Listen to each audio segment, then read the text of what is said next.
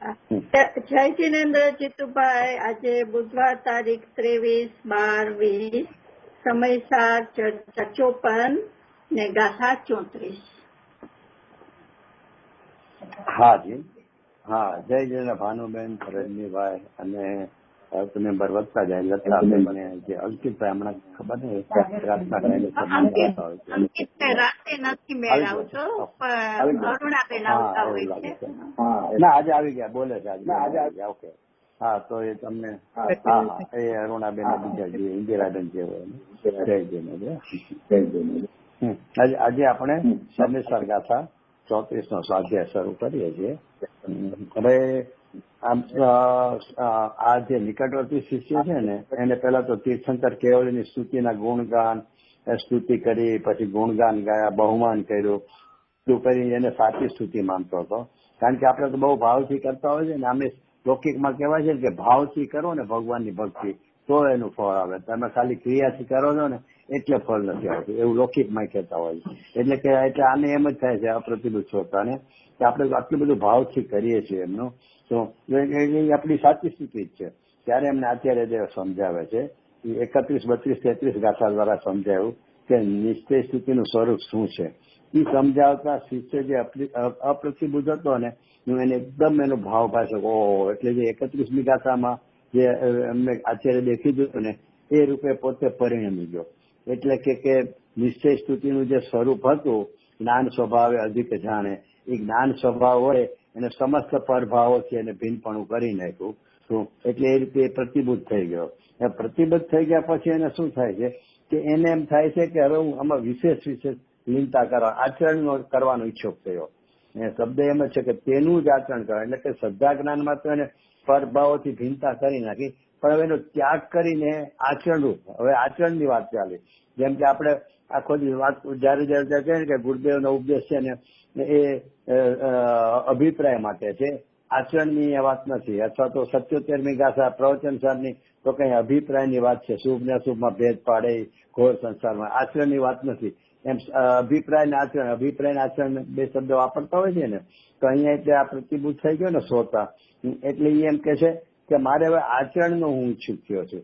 શ્રદ્ધા જ્ઞાનમાં તો મને નિર્ણય થઈ ગયો, એટલે ખરેખર આમ તો આચરણ એટલે અંશે તો સ્થિરતા થઈ જ ગઈ છે, પણ એ અંશે સ્થિરતા છે ને એ મૂળ સ્થિરતા સાથે જે ચારિત્ર ગુણની જે સ્થિરતા છે ને જે મૂડી દશાની, તો એની અપેક્ષા એ સાવ ઓલી છે. એટલા માટે કેટલાક લોકો કહે છે ને કે નિશ્ચય રત્ન તો 7મા ગુણસ્થાન હોય, કોક કે 8મા ગુણસ્થાન હોય, એ બધું એટલા માટે જ કહે છે કે અહીંયા અંશજતા હોય, સ્થિરતા નથી હોતી ને એટલી.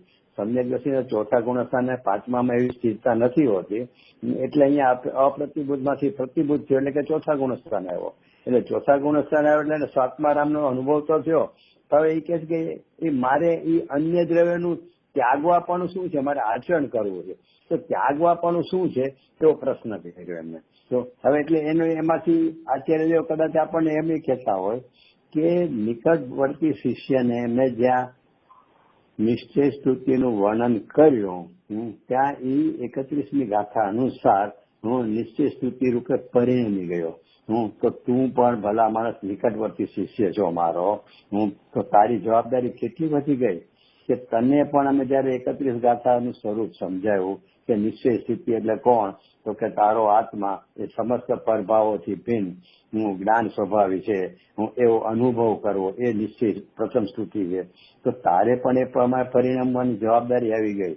એમ કરીને આચાર્ય દેવ શિષ્ય તો પ્રતિભૂત થઈ ગયો અપ્રતિભૂતમાંથી, તો શિષ્યમાં આપણે છીએ ને, નિકટવર્તી શિષ્યમાં આપણે 7મી ગાથાથી આપણને હારે ભેળવી દીધો છે. ત્યારથી આપણે સ્વાધ્યાય શરૂ કરી કે આપણે નિકટવર્તી છીએ, નિકટવર્તી. તો ભાઈ અહીંયા નિકટવર્તી શિષ્યની તો આ સ્થિતિ છે. હવે તો એ આચરણમાં ઈચ્છુક થઈ ગયો, એટલે ચારિત્ર દશાની એને હવે એને ભાવના તમન્ના જે કહેવાય ઉગ્રતા, પુરુષાર્થ કરવાની ઉગ્રતા જાગી, તો શું છે એનું સ્વરૂપ સમજવા પૂછે છે.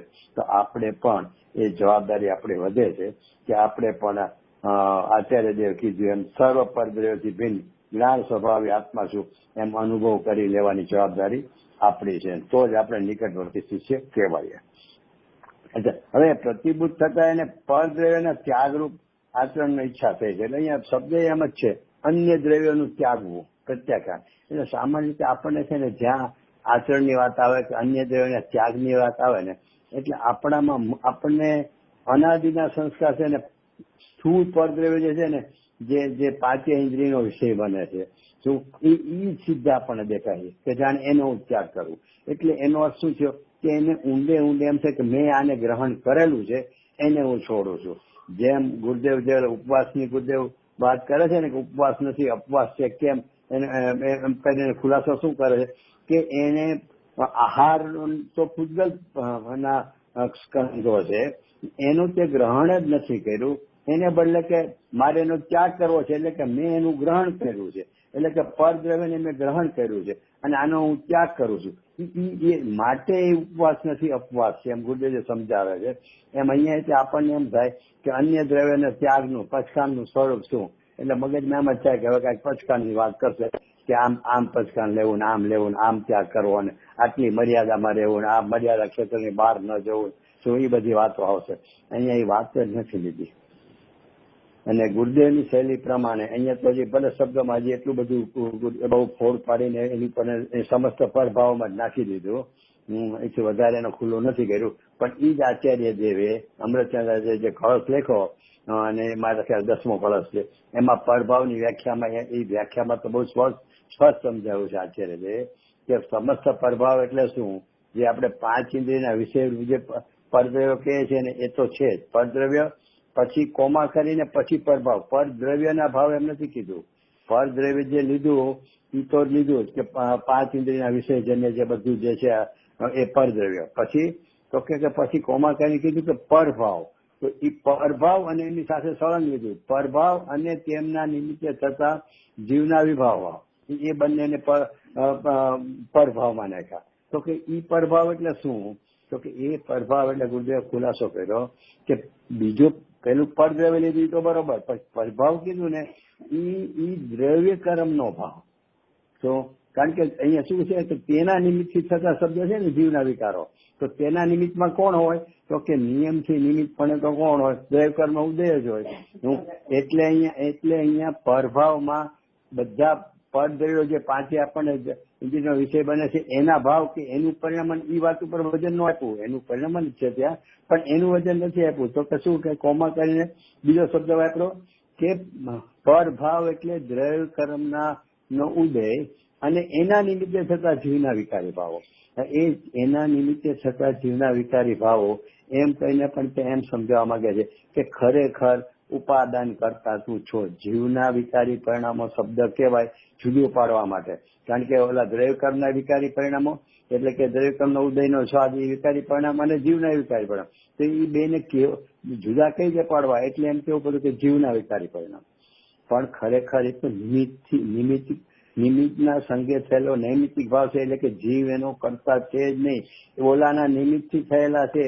એટલે જે આગળ 13મી ગાથામાં જે કહી દીધું ને હું કે કરનાર કોણ, તો દ્રવ્ય કર્મનો ઉદય પૂર્વના જે સત્તામાં પડેલા હતા એનો ઉદય, એમ જે ત્યાં કીધું હતું ને એ જ વાત અહીંયા પરભાવમાં લીધી કે ભાઈ આ નિમિત્ત રૂપ જે ભાવ નિમિત્તના સંગે થયેલો જીવના પરિણામ છે ને એ પણ સમસ્ત પરભાવો જાય છે અને એ પર રૂપ જ છે.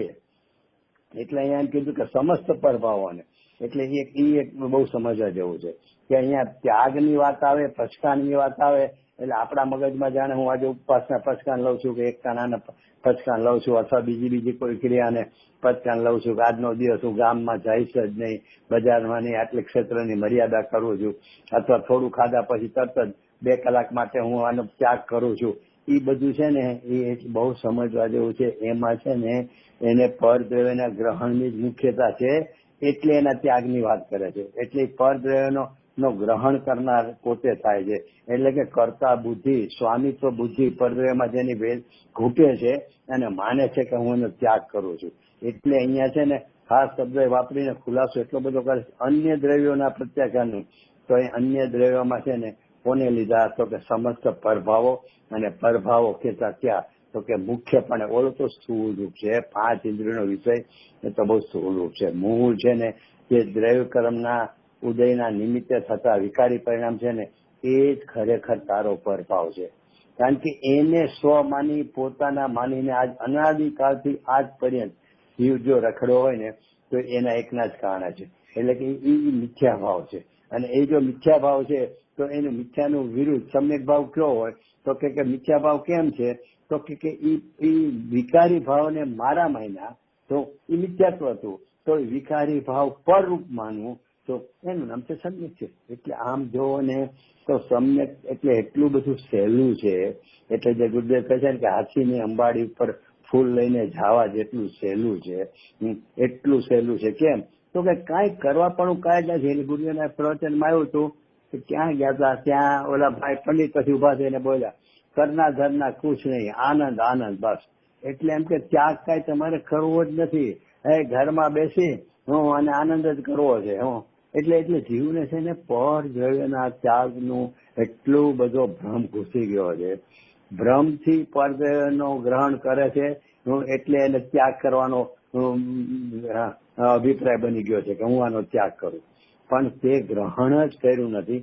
એટલે એના માટે છે ને અહીંયા આ ગાથામાં જયચંદ પંડિતજી એક બહુ સરસ શબ્દ લખ્યો છે કે પર ભાવનું ગ્રહણ નહીં તે જ ત્યાગ છે. શું? પર ભાવનું, પર ભાવમાં બધું લઈ લીધું, સમસ્ત પરભાવ હોય ત્રણેય પ્રકાર, તો કે એનું ગ્રહણ નહીં એનું નામ જ ત્યાગ છે.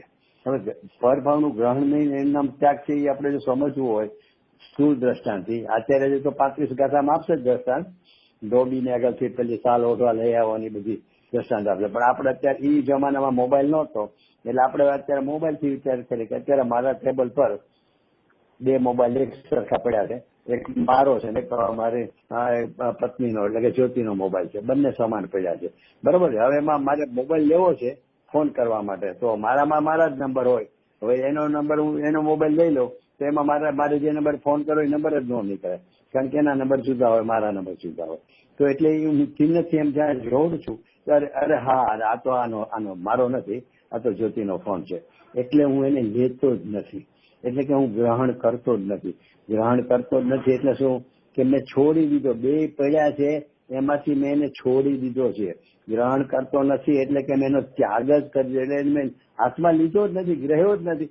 ગ્રહ્યો નથી કે છોડી દીધો છે, બંને એક જ વાત છે. એટલે ગ્રહવું એટલે પેલા હું ગ્રહણ કરું અને પછી છોડું, એ વ્યાખ્યા તો સ્થૂળ છે, કારણ કે એ તો ઓલા શું કહેવાય 5 ઇન્દ્રિય જેને વિષયની અપેક્ષા એમ લાગે કે પેલા હું આને ગ્રહણ કરું છું ને પછી છોડું છું.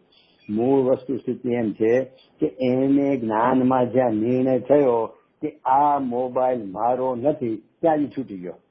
પછી એને છોડું છું એ ગ્રહતો નથી એ બધી વાત પછી. પેલા તો જ્ઞાનમાં નિર્ણય થયો કે આ મારો છે જ નહીં, મારો છે જ નહીં એનો અર્થ જ છૂટી ગયો. પછી એને છોડું છું કે ગ્રહું છું એ વાત જ નથી. એટલે છે ને આપણને અહીંયા આ ગાથા જે આમ તો જો કે તમને લોકોને ખબર બી હશે કે ગુરુદેવ છે ને આ ગાથાનો વારંવાર આધાર આપતા હોય છે. અને આની આધાર આપતા ત્યારે ગુરુદેવ એવું જોશ હોય છે. શું કહેવા માંગતા અરે રાગનો ત્યાગ કરતા નામ માત્ર પડતું નથી. એટલે તું રાગનો કરતા થવાની વાત તો ક્યાંય દૂર ગઈ, રાગને છોડનારો, રાગને ત્યાગ કરનારો પણ તું નથી. અને એમ કેવું અહીંયા તો એમ કે છે ખુદ આચાર્ય દેવ કહે છે કે પરમાર્થી જોવામાં મને છે ને આમાં આ ગાથાના 2 વાક્ય બહુ જ ગમેલા છે. એક તો આ પરભાવનું ગ્રહણ નથી તે ત્યાગ છે, જયચંદજીએ ભાવાર્થમાં કીધું, અને અમૃતચંદ્ર જે ટીકામાં કીધું ને એમાં એક શબ્દ બહુ સરસ, પરમાર્થથી જોવામાં આવે તો, પરમાર્થથી એટલે વસ્તુના સ્વભાવથી, એટલે હકીકતમાં વસ્તુ સ્વરૂપ શું છે, જેવું સ્વરૂપ છે એવા સ્વરૂપથી જો તો પરભાવના ત્યાગ કરતાપણાનું નામ પણ પોતાને નથી. પોતે તો એ નામથી રહિત છે, પોતે એ નામથી રહિત છે, ત્યાગ કરતા તો છે જ નહીં, ત્યાગ કરતાપણાનું નામ પણ તને નથી લાગુ પડતું. એટલે વિચાર કરો કે રાગનો કેટલો અકર્તા છે. એટલે લેશું આપણે આગળ મેં પણ એટલે અહીંયા તો આપણે શરૂઆત ટીકાથી કરીએ કે આ ભગવાન જ્ઞાતા દ્રવ્ય, આ ભગવાન જ્ઞાતા દ્રવ્ય કહેતા એનો ખુલાસો કાઉન્સમાં કર્યો આત્મા. એટલે કોની વાત ચાલે? આત્માની. અહીંયા ઓલી વાત નથી ચાલતી કે જ્ઞાયક એટલે કે દ્રષ્ટિના વિષયની વાત ને પર્યાયના અંશની વાત ને એમની આખો આત્મા લીધો કે આ આત્મા છે ને એ શું છે તો કે સમસ્ત જે પ્રભાવો છે ને એના સ્વભાવ પણ પરિણમતો જ નથી. ક્યારે એ પરદ્રવ્યના પ્રભાવો રૂપે પરિણમતો જ નથી. કોણ? તો કે આત્મા. એ પરિણમતો જ નથી એટલે શું છે કે પરિણમતો નથી, એટલે એનો અર્થ જ એમ થયો કે એ પર જાણીને એને ત્યાગે છે. આપણને ત્યાગે છે એમાં બહુ વિચારવા જેવું કે ત્યાગે છે એટલે એ રૂપે પરિણમતો જ નથી. એટલે કે જ્ઞાનમાં જાણે છે કે આ રૂપે હું રાગાદી રૂપે હું પરિણમતો જ નથી, વ્યાપ્ત થતો નથી એટલે કે પરિણમતો નથી. વ્યાપવું એટલે પરિણમવું, તો એ વ્યાપતો જ નથી એટલે કે પર સ્વભાવ ભાવે, એટલે પર સ્વભાવ તો એ રાગાદી છે. તો રાગાદીના ભાવે હું પરિણમતો જ નથી એમ જાણતા એને પરપણું જાણ્યું છે ને, એટલે પરિણમતો નથી, માટે એનો ત્યાગ જ વર્તે છે. એટલે એનો અર્થ શું થયો કે ભગવાન આત્મા સદાકાળ રાગાદી રહિત જ છે. કેમ? એનું આગળ કારણ બી આપશે, આચાર્યદેવ પોતે જ આપશે. કારણ કે જ્ઞાન સ્વભાવથી પોતે છૂટ્યો જ નથી, એટલે જ્ઞાન સ્વભાવથી પોતે છૂટ્યો જ નથી, એટલે જ્ઞાન રૂપ જ પરિણમે છે, અને જ્ઞાન રૂપ જ પરિણમે છે. માટે રાગ રૂપ પરિણમવાની તો વાત જ ક્યાં આવી તને? તો હું રાગનો કરતા છું ને આવો રાગ કરવો ને આવો રાગ છોડવો, અથવા જલ્દી હું રાગને છોડું, જલ્દી રાગને ટાળું. તમને ખબર છે ગુરુદેવનું એક વાક્ય છે, થોડુંક છે આકરું, મને એક બે જણાએ ટકોર બી કરેલી, દેવદેશી જીનેશ્વર માહિતી મેં નાખેલું કે બાપુજીની પ્રેરણામાં તો નાખેલું છે, બાપુજીની જે તત્વના વિચારોની મેં મારા ફાધરની જે બનાવી છે પ્રેરણા બુક, એમાં એમને તત્વચિંતનમાં એ બોલ નાખેલો છે. ત્યારે મને કીધું હતું ભાઈ આ રેવા દે, કદાચ કોઈને આંકડો પડે. ગુરુદેવે એમ કીધું છે કે રાગનો એમને શબ્દ છે રાગને છોડવો છે એ અધમ દ્રષ્ટિ છે. અધમ દ્રષ્ટિ કયો કે નીચ દ્રષ્ટિ કયો, કેટલી કડક ભાષા કહેવાય. કારણ કે રાગમાં છે ને આપણે જો અશુભ રાગ લ્યો તો ઠીક છે કે એને છોડવો નથી, અહીંયા શુભ રાગને છોડવો એ અધમ દ્રષ્ટિ છે. એમાં શું કહેવા માંગે છે? એટલા બધા કરતાપણાનું ખંડન છે. ખરેખર શું જીવને જો એટલું સહેલું જે ક્યારે કીધું ને હાથીને અંબાડી ફૂલ લઈ જાય, એનું કારણ શું છે કે અધમ એટલે નીચ. હા, અધમ એટલે નીચ કાર્ય, હલકું કાર્ય. તો અધમ દ્રષ્ટિ કીધું એટલે શું છે કે આપણને આ કેટલું સહેલું છે કે આ રાગ આદિને હું કરતા છું જ નહીં. અને શેઠિયાજીત કરીને થઈ ગયા, જેના ગુરુદેવ પેલા બહુ વખાણ કરતા હતા, અને પછી થોડું એમનો મતભેદ થયો. એટલે પણ એને એવો શબ્દ વાપરેલો છે કે રાગને જ્ઞાનને એમ કેવું કે રાગને હટાવ, એ કામ સોંપવું. જ્ઞાનનું કામ છે કે રાગને હટાવવો, રાગને ટાળવો, રાગને નાશ કરો. તો કે એ તો ભંગીપણું છે. એટલે કે તમે જ્ઞાનને ભંગીપણે માન્યો છે. જ્ઞાનનું કામ છે. અને ગુરુદેવમાં એક બોલમાં આવે છે કે ચક્રવર્તીને વાસુદેવ વાળવાનું ન સોંપાય. એટલે કે રાગનો કરતાપણું છે અને રાગને ટાળવો છે. એ રાગને ટાળવો છે ને એ ભંગીપણું, એટલે કે એવું હલકું કામ ચક્રવર્તીને ન સોંપાય. એમ ભગવાન આત્માને, અહીં આત્માથી જ વાત નથી ને, આ ભગવાન આત્માને હું રાગને ટાળવો એવું કામ ન સોંપાય. એટલે હવે અહીંયા પ્રશ્ન તો મૂળ શું છે શિષ્યનો કે સાહેબ એ બધી વાત ઠીક, પણ અમારે ત્યાગ શું છે સમજાવો ને. મારે આચરણમાં આગળ વધવું છે હવે. કારણ કે ચોથા ગુણસ્થાન 31 ગાથામાં તો અમે પરિણમી ગયા, પણ હવે આગળ વધવું છે. તો એના માટે અમારે ત્યાગ શું, પચકાણ શું? ત્યારે એમને અહીંયા આખી આ ગાથામાં સમજાવવા માંગે છે કે પચકાણ શું છે. તો કે જે તે 31 ગાથામાં પરિણમો ક્યારે કે જ્ઞાન સિદ્ધાંતમાં તેને એવો અનુભવ તે કર્યો, નિર્ણય કર્યો, એટલે કે અનુભવ કર્યો. શેનો કર્યો? કે આ પરભાવો છે ને એનાથી હું ભિન્ન છું એમ તે જાણ્યું. પરભાવોનું ભિન્નત્વ પણ તે જાણ્યું ને, એ જાણવાનું નામ જ પરભાવનો ત્યાગ છે. પછી ખુલાસો કરે આ છે કેવા શબ્દોમાં કે જાણનારો બીજો અને છોડનારો, ત્યાગ કરનારો બીજો, એવું તો છે જ નહીં. બીજો તો કોઈ ત્યાગનાર નથી, જાણનાર બીજો ને પહેલા જાણે છે અને પછી ત્યાગે છે, એવા બે વાત જ નથી. એ જાણવું છે ને, ભિન્નપણે જાણ્યું, એનો નામ જ કે એનું ભિન્નત્વ થઈ ગયું. તો એટલે કે એનાથી છૂટો પડી ગયો. એટલે અહીંયા આખી આ ગાથામાં હું એટલી બધી આમ જોઉં તો આ ગાથા એટલો બધું ભેદ જ્ઞાનનો આમ જેને કહેવાય ને સરળ ઉપાય છે એમ કહો તો ચાલે. કઈ રીતે કે હા રાગ આદિ, એ રાગ આદિના ત્યાગ કરવાનો એનું કરતાપણું, એ કરતાપણાનું નામ પણ મને નથી. એટલે તો કે કઈ રીતે? તો કે ભાઈ આખા સમાચારમાં એ જાણવું છે. શક્તિમાં શું લીધું? ત્યાગ ઉપાદાન શૂન્ય તો શક્તિ. ત્યાગ ઉપાદાન શૂન્ય તો શક્તિમાં શું છે? ત્યાગ શેનો છે, ઉપાદાન શેનું છે? તો કે રાગ છે ને, રાગ એનો ત્યાગ કરનારો નથી, એને ગ્રહણ કરનારો નથી. ત્યાગ ઉપાદાન શૂન્ય તો શક્તિ. એટલે એનો અર્થ કે આ રાગ છે ને ખરેખર એને એકવાર એમ થઈ જવું જોઈએ કે ખરેખર પરભાવ છે, હું એ મારામાં છે જ નહીં, હું એટલે મેં એને ગ્રહણ કર્યો જ નથી, મેં એને ગ્રહણ કર્યો જ નથી એમ ત્યાં જાણે છે ને, તો ગ્રહણ ન કરવું એનો અર્થ તેનો ત્યાગ વર્તે છે. એટલે ત્યાગ કરવાની તો કોઈ શક્તિ જ નથી, અને ગ્રહણ કેમ કે ગ્રહણ કરવાની કોઈ શક્તિ નથી. એટલે ગ્રહણ ત્યાગથી શૂન્ય છો, એટલે કે રાગ આદિ વિકાર ભાવ થાય છે. એટલે અહીંયા એમ કીધું કે એ જ પચકાણ છે, તારે પચકાણ કરવા છે ને તો એ પચકાણ એટલે ત્યાગ કરવો છે ને, તો કે તું એનાથી જુદો પડી ગયો ને, તું એ જ તારા પચકાણ છે. હવે પછી એમાં વિશેષ જુદો પડે છે અને ચિંતા કરે છે અને મુનિ દશા થાય છે, એ બધી આગળની વાત છે. પણ અહીંયા વજન અહીંયા શું આપ્યું છે કે જાણે પહેલેથી અપ્રતિબુદ્ધ હોય ને પ્રતિબુદ્ધ થતો હોય ને એ રીતે સમજાવે છે કે પહેલા ત્યાગે જાણે છે અને પછી ત્યાગે છે, એવો ભેદ નથી ને એમ કરીને. એટલે ગુરુદેવ અહીંયા જાણે શરૂઆત કીધી હોય ને આમ તો 35 ગાથામાં લે છે કે જાણે શરૂઆતથી સમજાવતા હોય ને એવું કે છે. અને અહીંયા તો અપ્રતિબુદ્ધ નથી પ્રતિબુદ્ધ થઈ ગયો છે, એટલે એટલું એ વાત ઉપર વજન નથી, 35માં વજન આપશે. પણ અહીંયા તો હું કહેવાનો મારો આશય છે કે અહીંયા આચાર્ય દેવ અથવા તો ગુરુદેવ જે એ બધાને વજન શેની ઉપર છે કે પરમાર્થથી જોવામાં. તું તારા સ્વરૂપને પરમાર્થથી જોતા શીખી જા. તું છે ને નિમિત્તાથી દ્રષ્ટિથી જો છો. આપણે બહારમાં તો એમ કહીએ કે આ ઓલા મૂળજીકા મળ્યો છે ને એ લોકોની નિમિત્તાધીન દ્રષ્ટિ છે.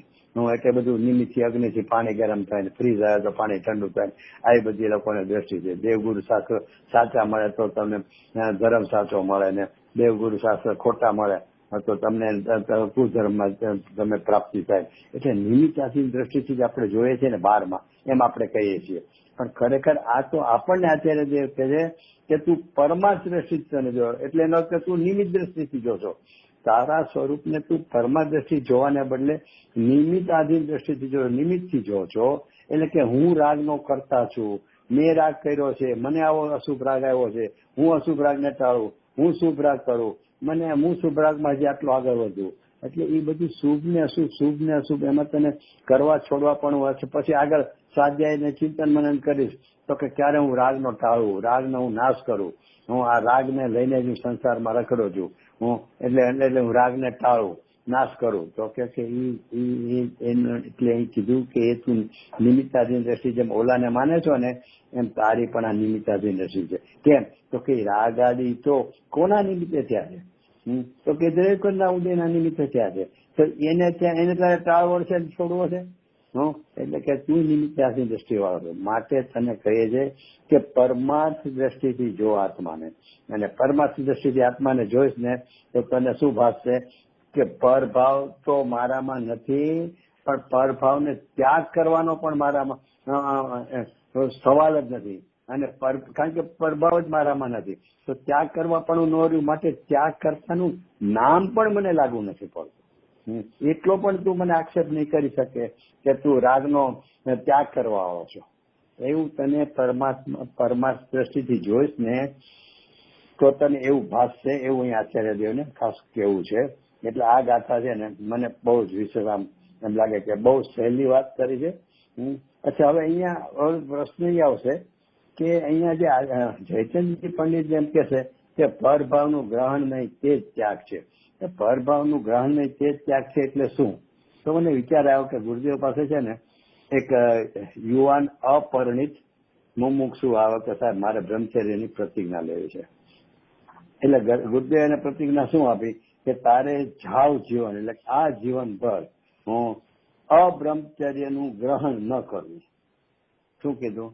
જાવ જીવ એટલે તું જીવે ત્યાં સુધી, આજથી જઈને પ્રતિજ્ઞા લેશે ત્યારથી લઈ અને મરણ પર્યંત તારે અબ્રહ્મચર્યનું ગ્રહણ ન કરવું. હું એવી તને પ્રતિજ્ઞા આપે છે. તો એ શું અબ્રહ્મચર્યનું ગ્રહણ ન કરવું કયો કે અબ્રહ્મચર્યનો ત્યાગ કયો?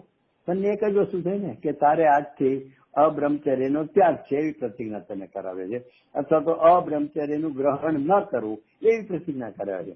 એ બંને એક જ વાત થઈ. એટલે અહીંયા જયચંદ પંડિત કીધું કે ગ્રહણ ન કરવું ને એ જ ત્યાગ છે. એટલે બીજો કોઈ ત્યાગ કરવાનો છે જ નહીં. ગ્રહણ ન કરવું એ જ ત્યાગ છે. એટલે કે મારામાં રાગ આદિ છે જ નહીં. એનું નામ શું છે? તો કે એનું નામ છે કે રાગ આદિનો મને ત્યાગ છે. એટલે જ્ઞાન આવો જ્ઞાનનો નિર્ણય છે, એ જ્ઞાનનો નિર્ણય તે ત્યાગ છે, તે પ્રત્યાખ્યાન છે. ઓલું પછી ઓલી તો બધી શરીરની ક્રિયાઓની મુનિ પણ લેવું ને 28 મૂળનું પાલન કરવું ને એ બધું તો વ્યવહારની વાતો છે. એ વ્યવહારની સ્થિતિ ત્યાં હોય છે, જે આપણને સ્થૂળપણે દેખાતી હોય છે. એટલે એ અપેક્ષા ત્યાં નિશ્ચયની સાથે હોય છે. એટલે એનું વર્ણન છે ત્યાગની વાત જે કરી એ. પણ ખરેખર શું છે તો કે જ્ઞાનમાં જે પરભાવથી ભિન્નપણું જાણ્યું ને એ જાણ્યું એનું નામ જ ત્યાગ છે. એ વાક્ય આ ગાથામાં. હવે તો એમાં આપણને એમાં પ્રશ્ન એ ઉઠશે કે પર્યાયમાં તો છે ને તમે પરમાર્થ દ્રષ્ટિથી વાત કરી તો પ્રશ્ન અંદર સર્જે જશે જ નહીં. કારણ કે આપણને છે ને 24 કલાક રાગ દ્વેષની અનુભૂતિ વર્તે જ છે. 24 કલાક આપણી પ્રવૃત્તિમાં સુખ કે અશુભ રાગ રાગ રાગ. એટલે રાગમાં પછી 17 બોલ લઈ લેવાના, ક્રોધ માન માયા લોભ ને બધા જે આગળની ગાથાઓમાં જે 32-33 તો એ બધા બોલો લે કે એ જ આપણને વર્તી રહ્યું છે. એટલે વેદનમાં એ જ આવી રહ્યું છે ને, એટલે એ મય જ પોતાને માની રહ્યો છે. એટલે એને એમ થાય છે કે ના ના તમે કીધું પરમાર્થ દ્રષ્ટિથી જોવો તો આમ છે, પણ પરમાર્થ દ્રષ્ટિ જો પણ એમાં પર્યાય છે કે નહીં, તો આ રાગાદી છે કે નહીં, રાગાદી થાય છે ક્યાં? આમ તો છે ને ગુરુદેવની શૈલી તો બહુ કડક હતી. ક્યારેક ક્યારેક પ્રવચનમાં શું કહેતા ખબર છે, આ રાગાદી તો કઈ અધ્ધરથી થાય છે. કેમ અધ્ધરથી થાય છે? તો કે જીવનો સ્વભાવ નથી રાગ ન કરવાનો, અને કર્મનો સ્વભાવ પણ નથી કે રાગ રૂપે પરિણમવાનો. તો થયો ક્યાંથી?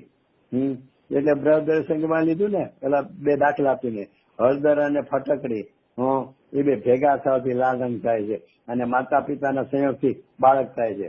તો ઓલો પૂછે છે કે તો પછી છે કોનો? તો કે ભાઈ એવું છે ને કે હળદર ને ફટકડી ભેગા જ ન થાય તો અમારે કોનો કેવો? એટલે રંગ કોનો કેવો? અને મા બાપનો સંયોગ જ ન થાય તો બાળક કોનું કેવું? તો એના જેવું છે કે આ રાગાદી છે કોનો? તો કે જીવનો સ્વભાવ નથી અને કર્મનો સ્વભાવ નથી કે રાગારૂપે કર્યું. તો છે શું? તો કઈ એક સમયની યોગ્યતામાં અધ્ધરથી થાય છે. એટલે ગુરુદેવ અધ્ધરથી શબ્દ વાપરતા હતા. એટલે એનો અર્થ છે ને કે હું રાગી છું જે એની અંદર સતત ઘૂંટાય છે એની છૂટતું જ નથી. બસ આટલું જ કરવાનું છે. બસ સાહેબ એટલું એક સમજાવી દો ને કે પર્યાયમાં થાય છે એ કોનો? તો કે ભાઈ પર્યાયમાં થાય છે ને એ પર્યાય તારી નથી. તું પર્યાયને તારી ઈ પર્યાયને શું કામ તારી માને? કેમ તો કે તું જ્ઞાન સ્વભાવથી ક્યારે છૂટ્યો જ નથી. એટલે જ્ઞાનપણે પરિણમવું એ જ તારી પર્યાય છે. આપણે કોણ જાણે, મને ઘણી વાર વિચાર કે જયારે હોય ને ત્યારે આપણે આપણો ઉપાડ શેનાથી કરીએ છીએ? રાગથી કરીએ છીએ, ચારિત્ર વ્યવસ્થાથી વિચાર કરીએ છીએ.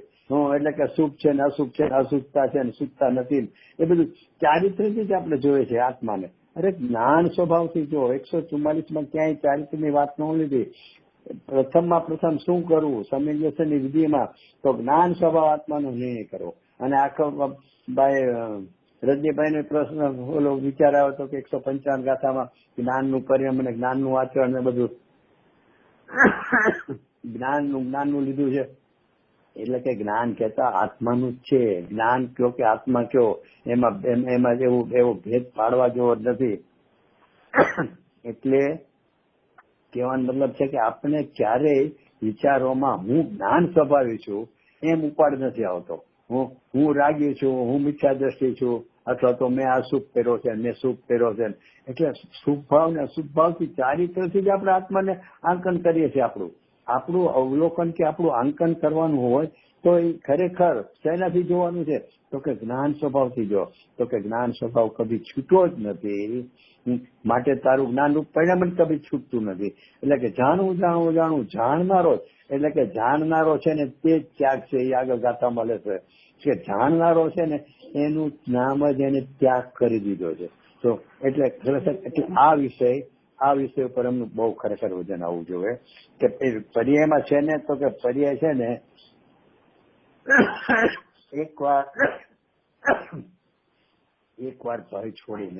એકવાર ભય છોડીને નિસંતતાથી ખરેખર આ પર્યાય જ મારી નથી. હું એમણે પર્યાય તરફનો એટલો નિષેધ લાવવો પડશે. આમાં કોઈ સ્વચ્છંદી કહેશે એવો ભય રાખવાની જરૂર નથી. કોઈ શું કહેશે, ગુરુદેવ કહે છે ને કે કોઈ શું જગત શું કહેશે એનું તારે શું કામ છે? જગતનું લક્ષ્ય છોડી દે. અને ગુરુદેવ તો એમ કહે છે કે આ જે રાગાદી છે ને એ પણ જેમ જગતના ઓલા પદાર્થ છે ને એ જગતનું જ્ઞેય છે, જે અલિંગરણના બોલમાં લીધું છે કે એ પણ એ જગતનું જ્ઞેય જ છે, એટલે કે તારા જ્ઞાનનું જ્ઞેય છે, એટલે એમાં તારું કાંઈ છે. હાજી, આમાં આપણે મેઇન તમે કીધું ને કે કર્તા બુદ્ધિ, જ્ઞાન બુદ્ધિ અને વર્તમાનમાં રાગાદી રહિતતા, એનો એ ત્રણ આપણા મેઇન જેને કે ડાયમેન્શન છે. તો આમાં અત્યારે આપણે એમ કહીએ છીએ ને કે પર્યાયમાં રાગ હતો પણ એ પર્યાય જ મારી નથી એમ કહીને આપણે રાગને બાજુ પર કરી દઈએ છીએ. ના, હા, નહીં. એટલે હું શું કહેતો આપણે સ્ફટિકના એક્ઝામ્પલમાં વાત કરી ને, સ્ફટિકના એક્ઝામ્પલમાં આપણે 2 દિવસ તો સ્ફટિકમાં જયારે લાલ રંગ દેખાય છે, બહારના લાલ ફૂલનો છાંય પડે છે, ત્યારે એની ચમક તો રહે જ છે, એની ચમક તો કઈ જતી નથી. એટલે એ જે લાલ રંગ જ સ્ફટિકનો નથી. તો એની તો શું થાય છે કે આપણે પર્યાયમાં છે, એટલે વર્તમાનમાં તો રાગાદી છે, એની એ પર્યાય મારી નથી એમ કહે છે. તો થોડો ફરક લાગે છે. વર્તમાનમાં રાગ થયો તો છે પણ એ પર્યાય મારી નથી, એને બદલે પર્યાય છે મારી, પણ એમાં જે રાગાદી છે એ મારા નથી, સ્ફટિકની જેમ. નહીં, એમાં આપણે સ્ફટિકનો દ્રષ્ટાંત લીધો ને, એમાં એ રીતે લીધું કે ચમકમાં જે લાલ દેખાય છે ને એ જાય છે ને એ તો ચમકનું પરિણમન છે, એમાં લાલ રૂપ પરિણમન જ નથી. લાલાશ તો ફૂલની છે, એ લાલપણું એમાં ચમક છે ને લાલપણે પરિણમતી જ નથી. સ્ફટિક તો પરિણમવાનો સવાલ જ નથી, કારણ કે તો સ્વભાવ છે એટલે એ તો લાલ રૂપે પરિણમે. પેલી ચમક છે ને એ ચમક પણ લાલ રૂપે પરિણમતી નથી. એટલે કે જ્ઞાન સ્વભાવી આત્મા છે ને એ ઉપયોગ રૂપે જ પરિણમે છે, એ વિકાર રૂપ પરિણમતો નથી. વિકાર છે ને એ તો કે પરદ્રવ્યનો એટલે કે દ્રવ્યકર્ણના ઉદયનો ભાવ છે, અને એની ઝાય પડે છે ને એ ઝાય તો એને સ્ફટિકની ચમકનો સ્વભાવ છે, એટલે એ તો લાલપણે પરિણમ નથી, એટલે કે વિકાર રૂપે પરિણમતી જ નથી. એટલે મારી પર્યાયમાં છે અને સ્વભાવમાં નથી એમ નહીં. અને જ્યાં સુધી આપણને જે નડે છે ને, આપણે પ્રયોગ કરવામાં અથવા પુરુષાર્થ કરવામાં આ જ વસ્તુ નડે છે આપણને, એને એમ જ થાય છે કે સ્વભાવમાં નથી પણ મારી પર્યાયમાં તો છે ને, એટલે પર્યાયમાં છે પણ સ્વભાવમાં નથી. એટલે જ્યાં સુધી પર્યાયમાં છે એ પર્યાયનું છે પણ પોતામાં રાખે છે ને, એ પર્યાયમાં છે એની ના નથી પણ એ પર્યાય પરની છે, મારી છે જ નહીં. હું તો ઉપયોગ સ્વભાવી છું. કઈ રીતે? તો કે સ્ફટિકની જે ચમક છે ને એ ચમકમાં જાય છે એ તો એનું ઉપયોગનું સ્વરૂપ છે, પણ એમાં જે લાલાશ જાય તને દેખાય છે ને એ લાલાશ છે ને એ તો પૂતગલના ફૂલની છે, એમાં લાલ લીલા ફૂલ છે એની છે લાલાશ. એ લાલાશ રૂપે ચમક પણ પરિણમતી નથી, અને જ્યાં ચમક એ લાલાશ રૂપે ન પરિણમતી હોય તો એનો આખો દ્રવ્ય સ્વભાવ સ્ફટિકનો એ તો લાલાશ રૂપે હોય જ ક્યાંથી, પરિણમવાનો સવાલ જ નથી, કારણ કે એને પરિણમવાનું હોતું નહીં ચમકનો. એટલે પર્યાયમાં છે ને મારે કહેવાનું એ જ છે કે જે રાગ દેખાય છે, લાલ રંગ દેખાય છે ને એ સ્ફટિકનો નથી, એની ચમક જ એની છે. એટલે જાણું થઈ રહ્યું છે, જ્ઞાનનું જે પરિણમન થઈ રહ્યું છે એ એનું છે, પણ રાગ જે થઈ રહ્યો છે ને એ છે જ નહીં. તો છે જ નહીં એટલે પછી વર્તમાનમાં છે એટલે મારી પર્યાય જે નથી એમ કહેવાને બદલે જાણું મારું છે પર્યાયની અંદર, પણ રાગ નથી, મારે કલર મારો નથી લાલ. બરોબર છે. સ્ફટિકના દ્રષ્ટાંતમાં આપણે એ વાત લીધી નહીં, ખાલી સ્વભાવની પરિણામ નહીં, ઉપયોગનું જે જ્ઞાન સ્વભાવનું પરિણામ ઉપયોગ રૂપ છે ને એ પણ ક્યારેય વિકાર થતું નથી. તો એનું દ્રષ્ટાંત શું? તો કે સ્ફટિકની જે ચમક છે ને એ ચમકમાં લાલ પીળી ઝાય પડે છે ને એ તો એ ચમકનું પોતાનું પરિણમન છે, તો પણ એ લાલ રૂપ થતું નથી, કારણ કે લાલ રૂપ છે ને એ તો ફૂલનું છે. એવી રીતે ઉપયોગ છે ને એ કદી વિકાર રૂપ થતો જ નથી. એની વિકાર સંબંધીનું જ્ઞાન થાય છે ને એ જ્ઞાન તો પોતાનું છે, એમાં એને વિકારપણું આવતું જ નથી. એટલે કે પર્યાયમાં રાગરૂપ પરિણમન થતું જ નથી. રાગ સંબંધીનું જાણપણું થવું એ જાણપણું તો ચમક છે, એ તો ચમકનું સ્વરૂપ છે, એટલે કે જ્ઞાનના ઉપયોગ. તમે એમ પણ કહો છો કે જે લાલપણું છે ને એ ચમક લાલપણે થઈ છે, એમ નથી. ચમક તો ચમક લાલપણે થાય જ નહીં. ચમક કદી લાલપણે થાય નહીં. તમે ખુલાસો કર્યો હતો, ચમક લાલપણે થાય ને તો તે પથ્થર થઈ ગયો. એ ચમક પોતે જ લાલાશ થઈ ગઈ ને એટલે આખો સ્ફટિક લાલ પથ્થર થઈ ગયો, સ્ફટિક જ નહીં ગયો, કારણ કે એનું ચમકપણું જ જતું રહેશે. જો ચમક પોતે લાલ રૂપે પરિણમી જાય તો જે ફૂલની લાલાશ છે એમાં એની લાલ જાય દેખાય છે. એ જાય તો એ ચમકનું પોતાનું સ્વરૂપ છે, એટલે કે એ તો પ્રકાશવાળું જ છે. એમાં લાલપણું છે જ નહીં. તો એને સાફ કરે તો લાલ જતો રહે, અથવા તો જાય જ નહીં, સદાય પરમાનન્ટ લાલ થઈ જાય. એટલે પરમાનન્ટ ચમક લાલ થઈ જાય તો એ તો પથ્થર જેવું થઈ ગયું. જે બધા રંગીન પથ્થરો આવે છે ને માર્બલના જાત જાતના ગ્રીન ને આતે બધા, તો એ તો પથ્થરરૂપ થઈ ગયું, સ્ફટિક રૂપ ન રહ્યું. એટલે કે ઉપયોગ છે ને, એટલે કે વર્તમાન પ્રગટ પર્યાય છે ને, તો એ પ્રગટ પર્યાય પણ એ લાલાશ રૂપે પરિણમતી નથી. એટલે કે વર્તમાન ઉપયોગની પર્યાય છે ને એ કદી વિકારરૂપ પરિણમતો જ નથી. છતાં પણ આપણે જે અહીંયા લઈએ છીએ, વારંવાર હું લઉં છું કે પર્યાયમાં છે એ પર્યાય સારી નથી. એ શું કામે લઈએ છીએ કે આપણા મગજમાં સાથે આગમ પણ ભરેલું હોય છે ને, કે ચારિત્ર ગુણની વિકારી પર્યાય છે ને એ કોની પર્યાય છે? તમને શુભ ને અશુભ રાગ થાય છે, એ પર્યાય ક્યાંથી ઉત્પન્ન થઈ, એનો ગુણ કોણ, એનો અધિષ્ઠાતા કોણ, એવો પ્રશ્ન જોડે આપણે પરદ્રથી થતી નથી માનીએ છીએ. દરેક કર્મથી થતી નથી. પૂતગલ 5 સ્થૂળ 5 વિષયો છે એનેથી રાગ થતો નથી, એનો કરતા નથી. તો એનો કરતા કોણ, એ પ્રગટ ક્યાંથી થયું, એનો આધાર શું? તો કે ચારિત્ર ગુણની વિપરીત પર્યાય છે. હવે તો મગજમાં ઘૂસેલું છે તો કે ભાઈ ચારિત્ર ગુણની વિપરીત પર્યાય તારે સ્વીકાર્યું છે ને, કાંઈ વાંધો નહીં સ્વીકાર. પણ એ પર્યાય કોની છે? તો કે એ પર્યાય કોના સંગે થઈ છે? એટલે એ ત્યાં આખી વાત જ બીજી કે એને પર્યાયમાં હોવાપણું એને જે છૂટતું નથી ને, તો કે કઈ પાડોશીની છે. એટલે ત્યાં શું આપણે અહીંયા જે દ્રષ્ટાંત લઈએ છીએ ને એમાં પાડોશીપણાની વાત લઈએ છીએ કે તારે રાગનું અસ્તિત્વ રાખવું છે ને, તો ચલો તો રાગનું અસ્તિત્વ છે પણ એ પાડોશીની છે. એ પર્યાય તારી નથી. એટલે સ્વભાવમાં તો નથી પણ પર્યાયમાં નથી, કેમ કે એ પર્યાય તારી નથી. તો બાકીની પર્યાય છે જ્ઞાન પર્યાય રહી. એટલે કે જે ચમકવાળી પર્યાય એ જ તારું સ્વરૂપ છે. અને ઓલી જે સામે લાલાશ છે ને એ તો પરની છે, એટલે પાડોશીની છે. એટલે એમ કહીને અહીંયા પર્યાયમાં છે એમ કહીને એક વખત પેલા રજનીભાઈ, હું અહીંયા જે કહું ને પર્યાયમાં છે પણ પર્યાય તારી નથી, એટલે એમાં પર્યાયમાં છે કહીને શું છે કે રાગનું અસ્તિત્વ તો છે. શું? કારણ કે નૈમિતિક ભાવ છે ને, નિમિત્તના સંગે થયેલો નૈમિતિક ભાવ. તો નામ પડ્યું નૈમિતિક ભાવ એટલે એનું અસ્તિત્વ તો છે. એટલું અસ્તિત્વ તો સ્વીકારો, તો અસ્તિત્વ સ્વીકારો, પણ એ અસ્તિત્વ પાડોશીનું છે, મારું નથી.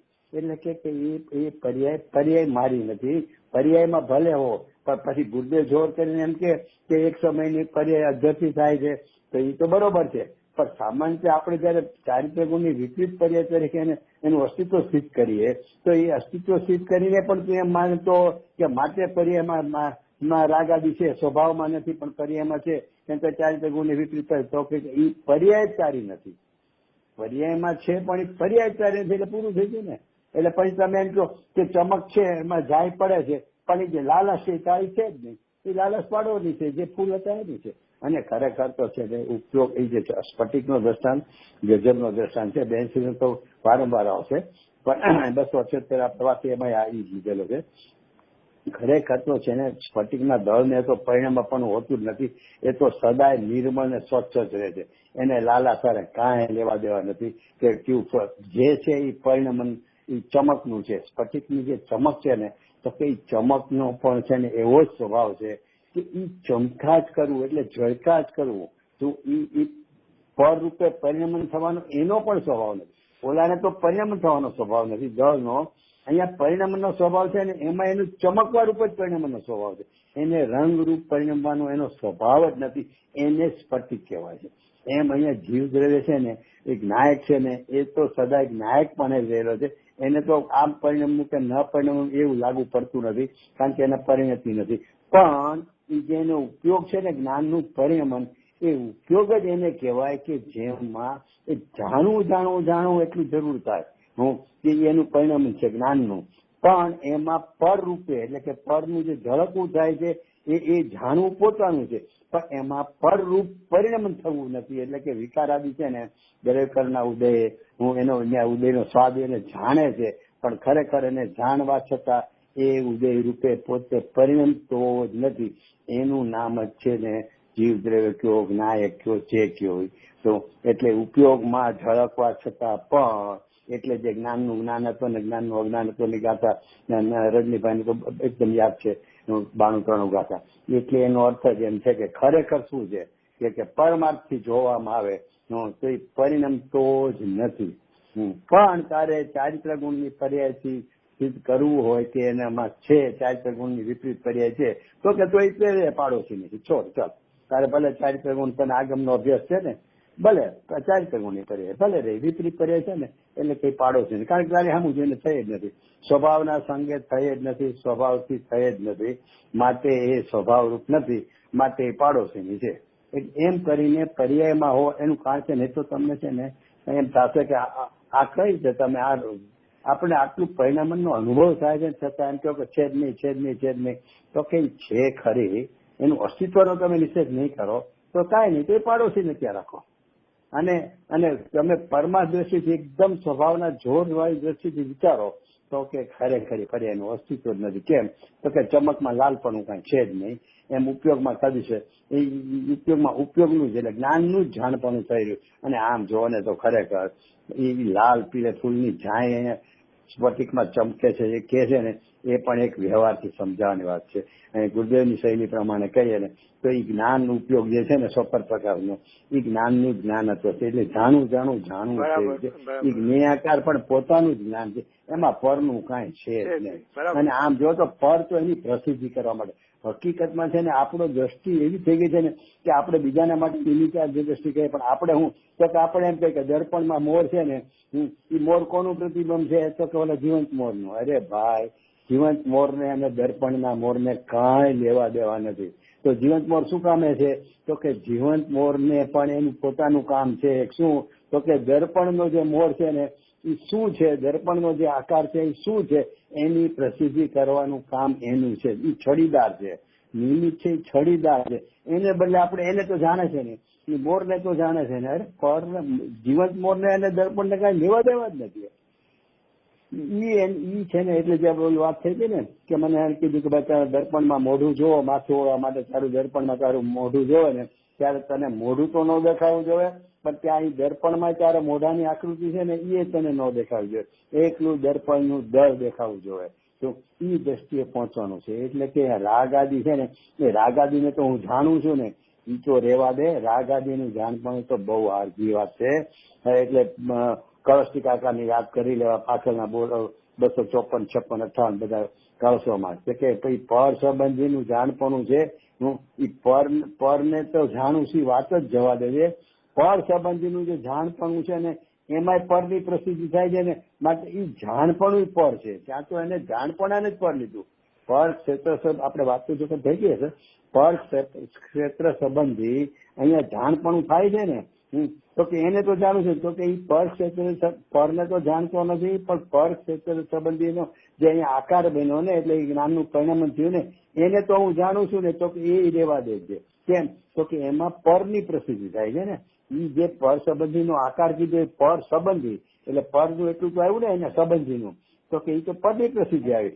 માટે એ જ્ઞાન છે ને પર સંબંધીનું જાણતું જ્ઞાન એ જ્ઞાન પણ પર ક્ષેત્ર છે. એ જ એનું પર ક્ષેત્ર છે એમ જ્ઞાની જાણે છે.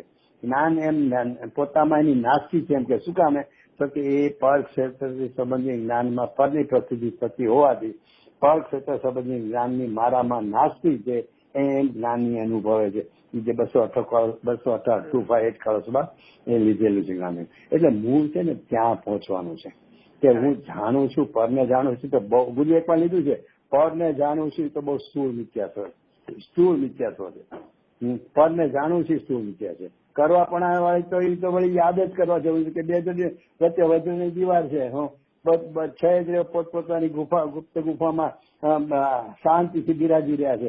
એને એકબીજાને કાંઈ લેવા દેવા નથી. તમારા અમેરિકાની જેમ કે પાડોશીઓને એકબીજાને કાંઈ લેવા દેવા નથી હોતું, ખબર નથી હોતી એની જેવું છે જ એને કાંઈ લેવા દેવા નથી. પણ હું જાણું તો છું ને તો કે એ સ્થૂળ મિથ્યા છે. એ જાણપણું જે છે ને એ તો તારા જ્ઞાનનું પરિણામ છે. એ જ્ઞાનના પરિણામને તું જાણે છે, પરને ક્યાં જાણે છે તું? તો તારું જ્ઞાનપણાનું પરિણામ કેવું છે એની પ્રસિદ્ધિ કરવા માટે ત્યાં પરની ઉપસ્થિતિ છે. પરને જાણવા માટે પરની ઉપસ્થિતિ નથી. પર તારું જાણપણાનો પ્રકાર કેવો છે અત્યારે એની પ્રસિદ્ધિ કરવા માટે પરની ઉપસ્થિતિ છે. એટલે જે આપણે કહીએ ને રાજા આવે એની છડીદારનું એટલા માટે છે કે રાજા આવે છે એની પ્રસિદ્ધિ કરવા માટે છે. એ કઈ રાજાને પકડીને લઈ આવો કે ઓર્ડર કરો એ કઈ ચડીદારનું કામ નથી. એમ પરને જાણવું એ તારા જ્ઞાનનું કાર્ય જ નથી. પણ એ છે ને એમાં માણસને આમ જરાક આમ આખરું પડી જાય. એમ થાય અરે તમે પરને જાણો આટલો બધો નિષેધ કરો છો. અને આમાં પાછું કોઈ ગાથામાં અહીંયા 222 કળશ છે. હવે એમાં ત્યાં બીજી પરીક્ષાથી એમ કીધું હોય કે પરને જાણવામાં કઈ દોષ થતો નથી. એ બધી વાત છે કે જો પરને જાણે છે પરને જાણે છે. તો ભાઈ કોઈ આખા શાસ્ત્રમાં ન હોય અને એકાદ જગ્યાએ ક્યાંક એવું સમજાવવું પડ્યું તો એની પાસે અત્યારે એનું પ્રયોજન હોય છે કે કોઈ જીવને સાવ એમ બોલું જ્ઞાન સંબંધમાં જ કઈ ન સમજે તો એને એટલા માટે સ્થાપના કરી કે ભાઈ જ્ઞાને છે અને ત્યાં સામે જ્ઞેય છે અને જ્ઞેયથી દોષ થતો નથી. એટલે એમ કહીને ત્યાં શું સમજાવવું છે કે પરથી તારામાં કઈ દોષ થતો નથી. એ સમજાવવા માટે એમ કીધું કે પરને જાણવાથી કઈ દોષ થતો નથી. ત્યાં વળગી પડે કે જો હું પરને જાણું જો પરને જાણું છું. અરે પરને જાણવાના આખા સમયસરમાં નિષેધ છે. શાંતિથી જો આપણે ગાથાઓનું આમ બહુ જુદી જુદી ગાથાનું વિશ્લેષણ કરીને આમ સમજીએ ને તો એમ લાગે કે આમાં ગુરુદેવ એટલે કે સમયસરના કરતા બે જ વાત મુખ્યપણે નાખી છે. એ તો છે ને જ્ઞાનનું જ્ઞાનત્વ જે થઈ રહ્યું છે જાણું થઈ રહ્યું છે. પણ પરને જાણવાની તો એમાં ક્યાંય અવકાશ જ નથી. એક એ વાત આખા ઓલામાં સમજાય છે. અને બીજું ભાવ કર્મથી રહિત ભગવાન આત્મા છે. બસ આ બે વાત આખા સમયસરમાં વર્ણવી છે. એટલે એ બે વાતમાંથી તું કોઈ પણ વાતને ના ઉપાડથી આગળ વધી જાય ને તો તને છે ને જે અનાદિનું જે કાર્ય નથી થયું ને એ આ કાર્ય આમાં થઈ જાય છે. એટલે એ રાગાદી રહિત નું. હા બોલો. મને તો એવું ઘણી વાર લાગે, મને પોતાનો વિચાર આવે ઇન્ડિવિજ્યુઅલ કે આપણે ભલે કોઈ ધ્યાન શબ્દ નથી આખા સમયસારમાં ધ્યાન કરો આ રીતે કે એવી વાત નથી કરી, પણ ખરેખર તો ગાથામાંથી ધ્યાન નીકળે છે. અંતે આપણે ધ્યાન એટલે શું નહીં એટલે આપણે આ જાતનો એક આપણે વિચારમાં ઉતરી જઈએ ને. હા બસ. હા બરોબર. કોઈ પણ ગાથા લઈએ આપણે આ બધી વાત કરી, આપણે 31મી વાત કરી કે 6ઠી વાત કરી કે 72 બધા એ બધું લીડ તમે આ છેલ્લે તું કીધું ને તમે હમણાં કીધું એ સ્વદ્રવ્ય ક્ષેત્ર કાળ અને ભાવથી પણ પોતાના અને પરના કીધા છે બધા એ બધા એટલે ધ્યાન તરફ જ લીડ બરોબર છે.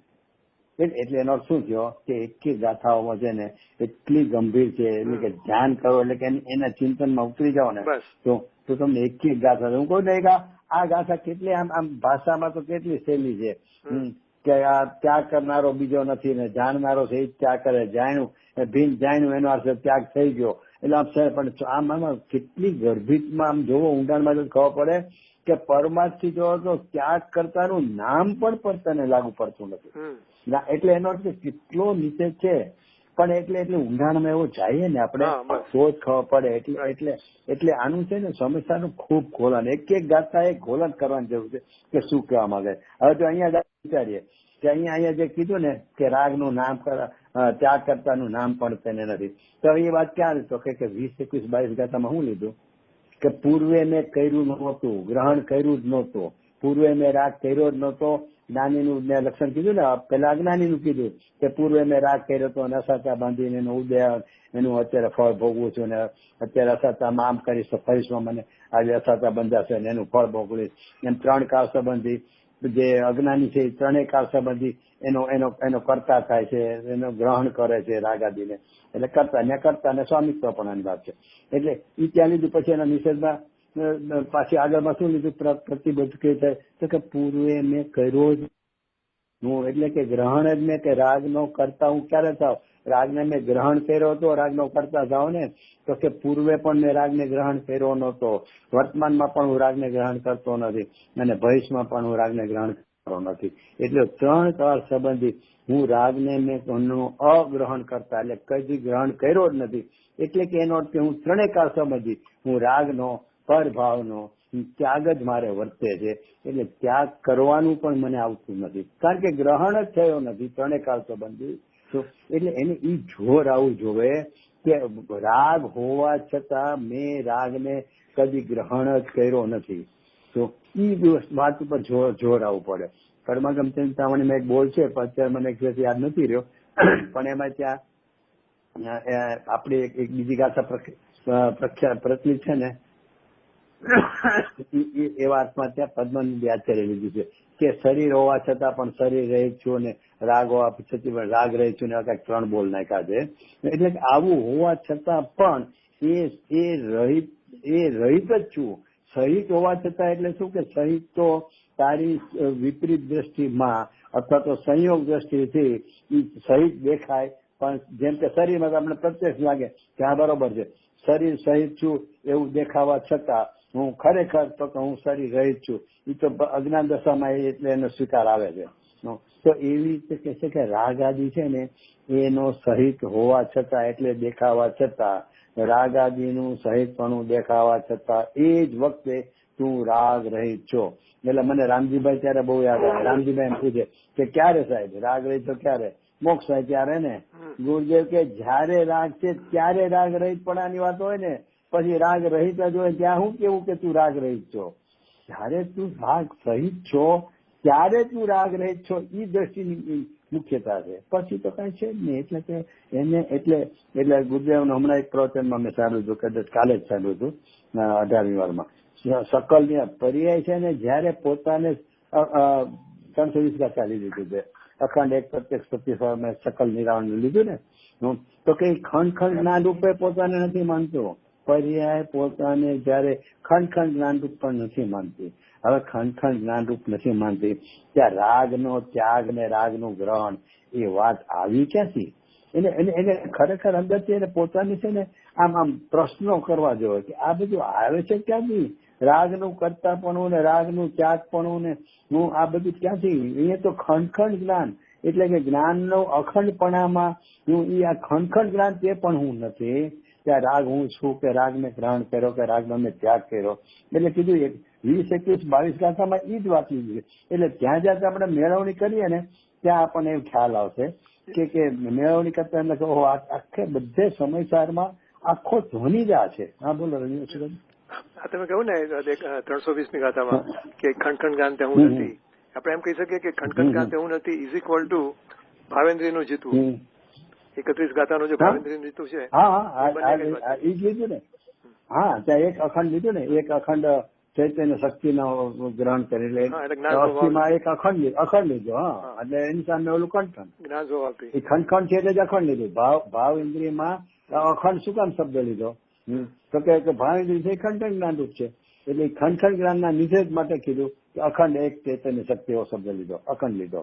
એટલે એ ભાવ અહીંયા જે ખંડ જ્ઞાન અને આવો જ બોલ છે ને બૃહદેવ સંઘનો છે.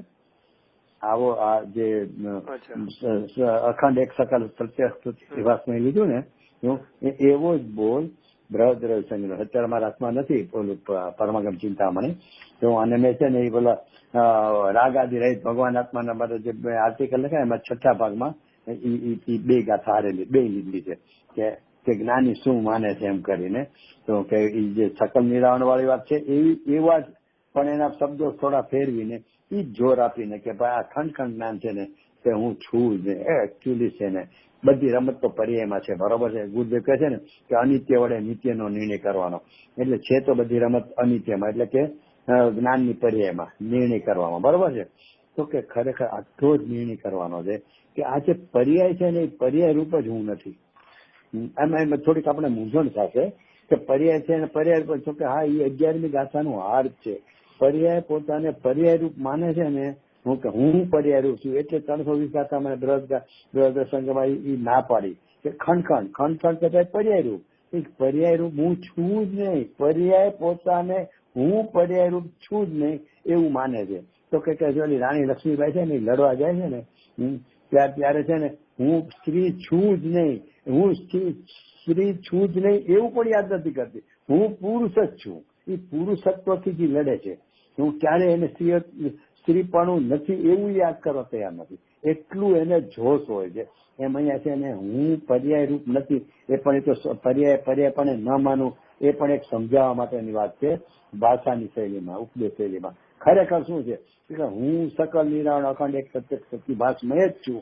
એટલે કે પરિપૂર્ણ પરમાત્મા જ હું છું. એટલે જેને આપણે દ્રવ્ય સ્વભાવ કહીએ છીએ ને હું એક અંશ આખો પારમાર્થિક અંશ. એ પારમાર્થિક અંશ એમ નહીં એ જ હું છું. મારું સ્વરૂપ કયો, મારું અસ્તિત્વ કયો, કે મારું હું પણ શું છે, તો કે એ જે નાયક જે પરિપૂર્ણપણું પરમાત્માપણું છે ને, જે દ્રષ્ટિના વિષય વાળું, એ દ્રષ્ટિના વિષય વાળું એમ નહીં, એ પોતે જ હું છું. એ પર્યાયની અંદર આ જ તે હું છું. એમાં જબરજસ્ત પુરુષાર્થ માગે છે, એટલા માટે કે એને અનાદિથી આજ સુધી પર્યાયમાં જ અહમપણું એટલે અનુભવવાનું છે. પર્યાયપણું છે સતત હું આ જ પર્યાય, આ પર્યાય, હું સુખી દુઃખી રંગ રાગ, એ તો આપણે મનુષ્ય પર્યાયમાં લઈએ છીએ. આ મનુષ્ય પર્યાયમાં તો છે ને 5 ઇન્દ્રિયનું જે પ્રગટપણું છે ને, એની જેવી તો કોઈ સાતા જ નથી. કર્ણાન યોગની હસ્ત આચાર્યજીની શૈલીમાં આ તો મોટામાં મોટી સાતા છે આપણે, કે 5 ઇન્દ્રિયોનું પ્રગટપણું વર્તે છે. બાકી તો બધી અસલની પર્યા અહીંયા તો મન અને 5 ઇન્દ્રિયનું પરિણામ પ્રગટપણે છે. બાકી બધી દશાઓમાં 5 પંચેન્દ્રિયને છોડીને નીચલી જેમ દશાઓ જાઓ તો એમાં જો તો મન નથી અને એકે આ ઇન્દ્રિયોમાં જ્ઞાનનું પ્રવર્તવું નથી. તો એટલે એ તો કેટલી અસાતા છે, અને આ તો આટલી સાતા છે. હવે આટલે સુધી આવ્યા પછી પણ એને એમ થાય કે આ 5 ઇન્દ્રિય મારી છે, અથવા તો 5 ઇન્દ્રિય સંબંધીનું જ્ઞાન છે એ મારું છે, અથવા શાસ્ત્ર જ્ઞાન મારું છે, એમ પર્યાયમાં જ પર્યાયપણે રોકાય. અથવા શરીરથી હું પુરુષ છું ને હું સ્ત્રી છું, અથવા ઉદય ભાવથી હું સુખી છું ને હું દુઃખી છું, અનુકૂળતા પ્રતિકાળ, એમ કરીને જીવને આટલે સુધી પહોંચ્યો, આટલી ઉત્કૃષ્ટ દશા સુધી પહોંચ્યો પૂર્ણની હું, છતાં પણ હું જો આ દશા આપણી રહે તો બહુ આપણે વિચારવા દેવું છે. એટલે એને એટલું અંદરથી એમ થવું જોઈએ કે ભાઈ જરાય મૂંઝામાં તું આ પર્યાયપણે હું છું જ નહીં. અરે નાશવંત પણ એવું, અરે મને 50 વર્ષ પછી મરી જવાની વાત આવે, ચલો પોતાને માટે તો આવે તો આપણે બોલ થઈ ગયા હોય, પણ હમણાં એમ કે તારા છોકરાનું હમણાં અકાળે મૃત્યુ થઈ જવાનું છે, તો એ વાત તો ત્યાં એટલો બધો ઝાસકો પડે. પોતામાં તો નીડર થઈ ગયો, પણ ઓલામાં તો ઝાસકો પડે, એટલું મારા પણ વર્તે છે. તો એમ કે છે કે ભાઈ એક ક્ષણિક ભાવમાં પણ તને ઝાસકો વર્તે છે, કારણ કે આમાં સુધી તો છૂટવાનો જ છે, છતાં પણ એને તને આમ અંદરથી કેવો આમાં, તો એમ તને આ ક્ષણિક ભાવમાં કેમ તને મારા પણ થાય છે. ઓલો તો 50 વર્ષ પછી મરશે, પણ શું તો હમણાં ક્ષણે તારી પર્યાય મરે છે, અને એમાં તને મારા પણ ભાષે છે. તો એ કે છે કે ઈ મારા પણ તને પર્યાયમાં ભાષે છે ને, બસ આ એક વાર તું એટલો તને અંદરથી આમ નિષેધ ભાવ વર્તો છે કે હા જ્ઞાય તે જ હું છું. આ બધું નાશવાન શું છે આ બધું?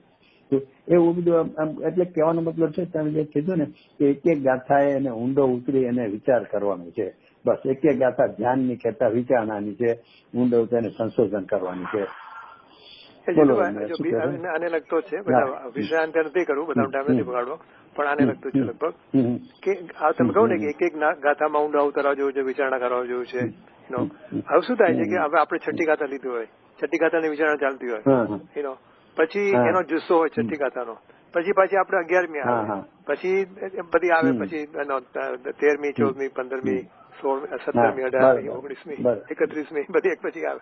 તો પછી ઓલો 6ઠ્ઠી ગાથાનો જુસ્સો હોય ને એ પછી થોડું માઇન્ડ અલગ થઈ જાય. તો પછી ઘણી એવું લાગે કે અમુક જ ગાથા પકડી રાખીએ તો આખા સમસ્યાને બદલે. એટલે એમાં શું છે ભાઈ કે આપણને જો જાણપણાનું લક્ષ હોય છે ને, એટલે આપણને એમ લાગે કે 6ઠ્ઠી ગાથામાં આમ કીધું હતું, એટલે હવે આમાં તો આમ આવ્યું. એ આપણે જાણપણાથી મેળવણી કરી નાખીએ ને, એટલે ખરેખર જો એમ મેળવણી કરે કે 6ઠ્ઠી ગાથામાં જે કીધું છે ને એ જ આ ગાથામાં કીધું છે, એમ કરીને જો મેળવણી કરે ને તો તમારો જુસ્સો નહીં તૂટે. દાખલા તરીકે તમે 11મી ગાથામાં લીધું તો 6ઠ્ઠી ગાથામાં તો પ્રમાતા બધા ભાવ કાઢીને ગયા, અને અહીંયા બીજી રીતે આખી રજૂઆત કરી, તો કે અહીંયા પર્યાય પણ જ પરિણમતો નથી.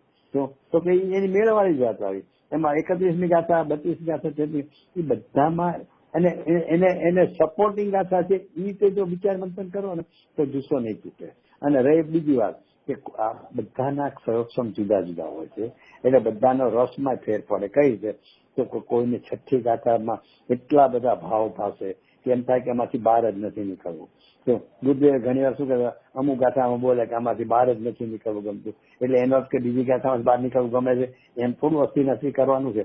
એ ગાથાની વિશેષતા છે ગુરુદેવને લાગી કે આમાં ખૂબ ઓર ભાવ ભરેલા છે, ઓલામાં ભાવ જ ભરેલા છે. આચાર્ય જ ગાથા છે કે વધારાની ગાથા નથી કોઈ, તો કે પણ આમાં કોઈક ઓર ભાવ ભરેલા છે, એમાંથી ભાવ ખેંચતા ધરાતા નથી એવું એમને પોતાને ભાવ ભાસ્યું. ત્યારે એમ કે આમાંથી બહાર નીકળવું જ નથી ગમતું. એમ તમે કીધું એમ છઠ્ઠી ગાથામાં, તો છઠ્ઠી ગાથામાં એટલો રસ આવતો હતો એકલી છઠ્ઠી ગાથાનું ઘૂંટણ કરો ને કોઈ સવાલ નહીં, છઠ્ઠી ગાથાના ઘૂંટણમાં બધું આવી જાય છે. હું તમને 100% એગ્રી કરું છું. ઇનફેક્ટ આજે જ આઈ વોઝ થિંકિંગ આપણે 31 ગાથા થઈ ને, તો 31 ગાથા કેવી રીતે છઠ્ઠીમાં સમાઈ જાય છે કે 31 શું કીધું, મને કીધું કે સૌર અન્ય દ્રવ્યના ભાવોથી ભિન્ન ઉપાસિત તકો શુદ્ધ છે. તો એ જ રીતે આપણે ઇન્દ્રિય 3 કીધી, ઇન્દ્રિય એના બધા વિષયો જે કીધા એ બધા અન્ય દ્રવ્યના ભાવોથી ભિન્ન પણ આવી ગયો ને એની અંદર એનો. અને પછી હા એ આવી ગયું. પછી એનામાં કે હું એક નાયક ભાવ છું એમ કીધું છઠ્ઠીમાં. તો આમાં કીધું ને કે જ્ઞાન સ્વભાવથી એના જ્ઞાન સ્વભાવના આશ્રયથી આ બધું એને કર્યું ને, એટલે છઠ્ઠી 31મી ગાથા છઠ્ઠીમાં જ મળે છે. હજી થોડો વિચાર કરવાનો બહાર બાકી હતો કે જે જ્ઞાત છે તો તે જ છે, અને આમાં જે ભાવેન્દ્રનું જીતું છે એમાં કેવી રીતે મેળ પડે છે હજી થોડું વિચાર કરવાનું બાકી છે. પણ બધું મને બધું મળી જાય. એનો અર્થ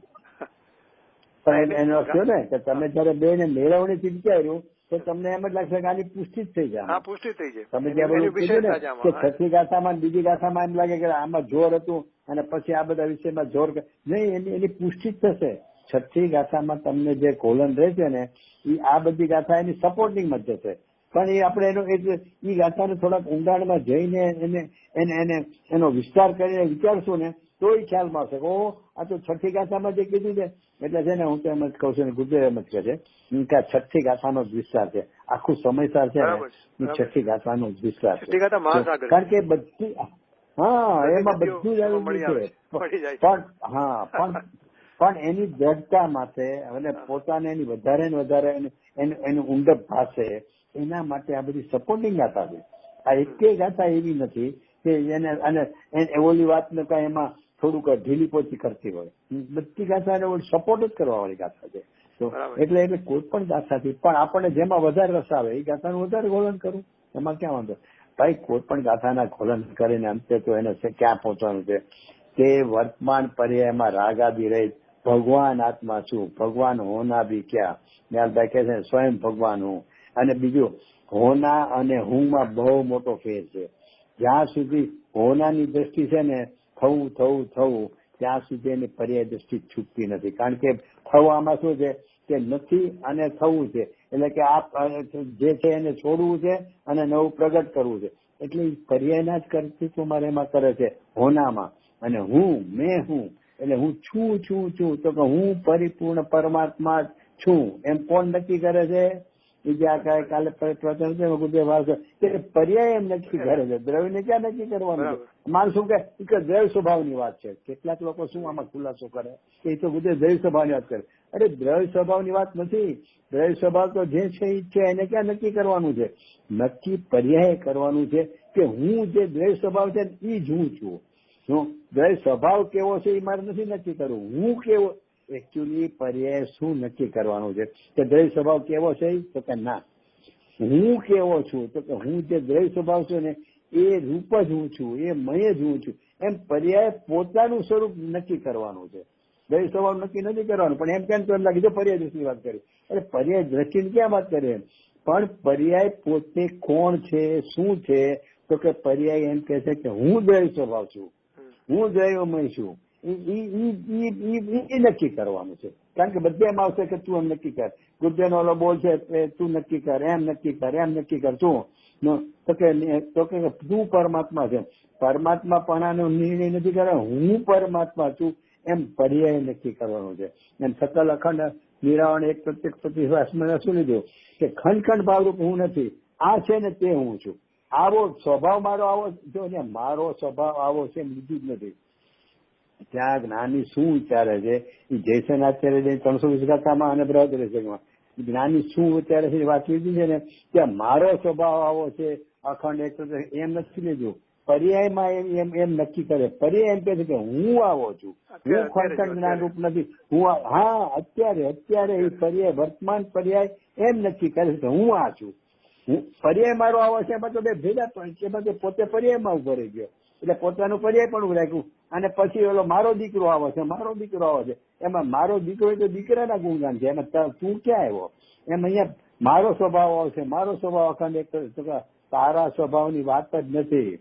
સારો સ્વભાવ તો એ છે જ, એની ના નથી, પણ અત્યારે અમારે તને જે નિર્ણય કરાવવો છે ને, તો કે વર્તમાન પર્યાયમાં તું આવો છો કેવો, કે જે તને દ્રવ્ય સ્વભાવ દેખાય છે ને કે આવો દ્રવ્ય સ્વભાવ આવો છે, અખંડ એક પ્રત્યેક પ્રતિભાસમાં, એ દ્રવ્ય સ્વભાવ જેવો તને લાગે છે ને, એ તારે એમ નક્કી કરવાનું કે હું કહેતા પર્યાય, જ્ઞાનની પર્યાય એમ નક્કી કરવાનું કે હું આ છું. આવો છે એ તો બીજાની વાત થઈ ગઈ, એ તો પર્યાયમાં ઉભા રહીને દ્રવ્યની વાત કરે છો. એટલે ન્યાલભાઈ નિષેધ કર્યો કે પરિણામીમાં ઉભા રહીને અપરિણામીનો નિર્ણય કરવો છે. અપરિણામી નિર્ણય થાય જ નહીં, પરિણામી છું એમ રાખીને અપરિણામી નિર્ણય કરવા જાય ક્યાંથી થશે? હું અપરિણામી છું, હું કહેતા પર્યાય, એ પર્યાય પોતાનું અસ્તિત્વ પર્યાયપણે ભૂલી અને અપરિણામી છું એવો નિર્ણય કરે છે. એમાં અખંડ એક પ્રત્યેક પ્રતિભાસમાં પર્યાય પોતે પોતાનું પર્યાયપણું ભૂલી અને એ પર્યાય પોતાને દ્રવ્યપણે છું એમ માનવાનું છે. આટલું કરવાનું છે. બરોબર બરાબર છે. આપણે જીતુભાઈ, આપણે જે આપણો બધો જે વૈભવ હોય તો એમ આમ થઈને કે હું વૈભવ સાચું, એટલે એ તો આપણે આમ ડિસાઈડ કરીએ, એટલે પર્યાય પણ ડિસાઈડ કરે કે હું આવું છું. બરાબર.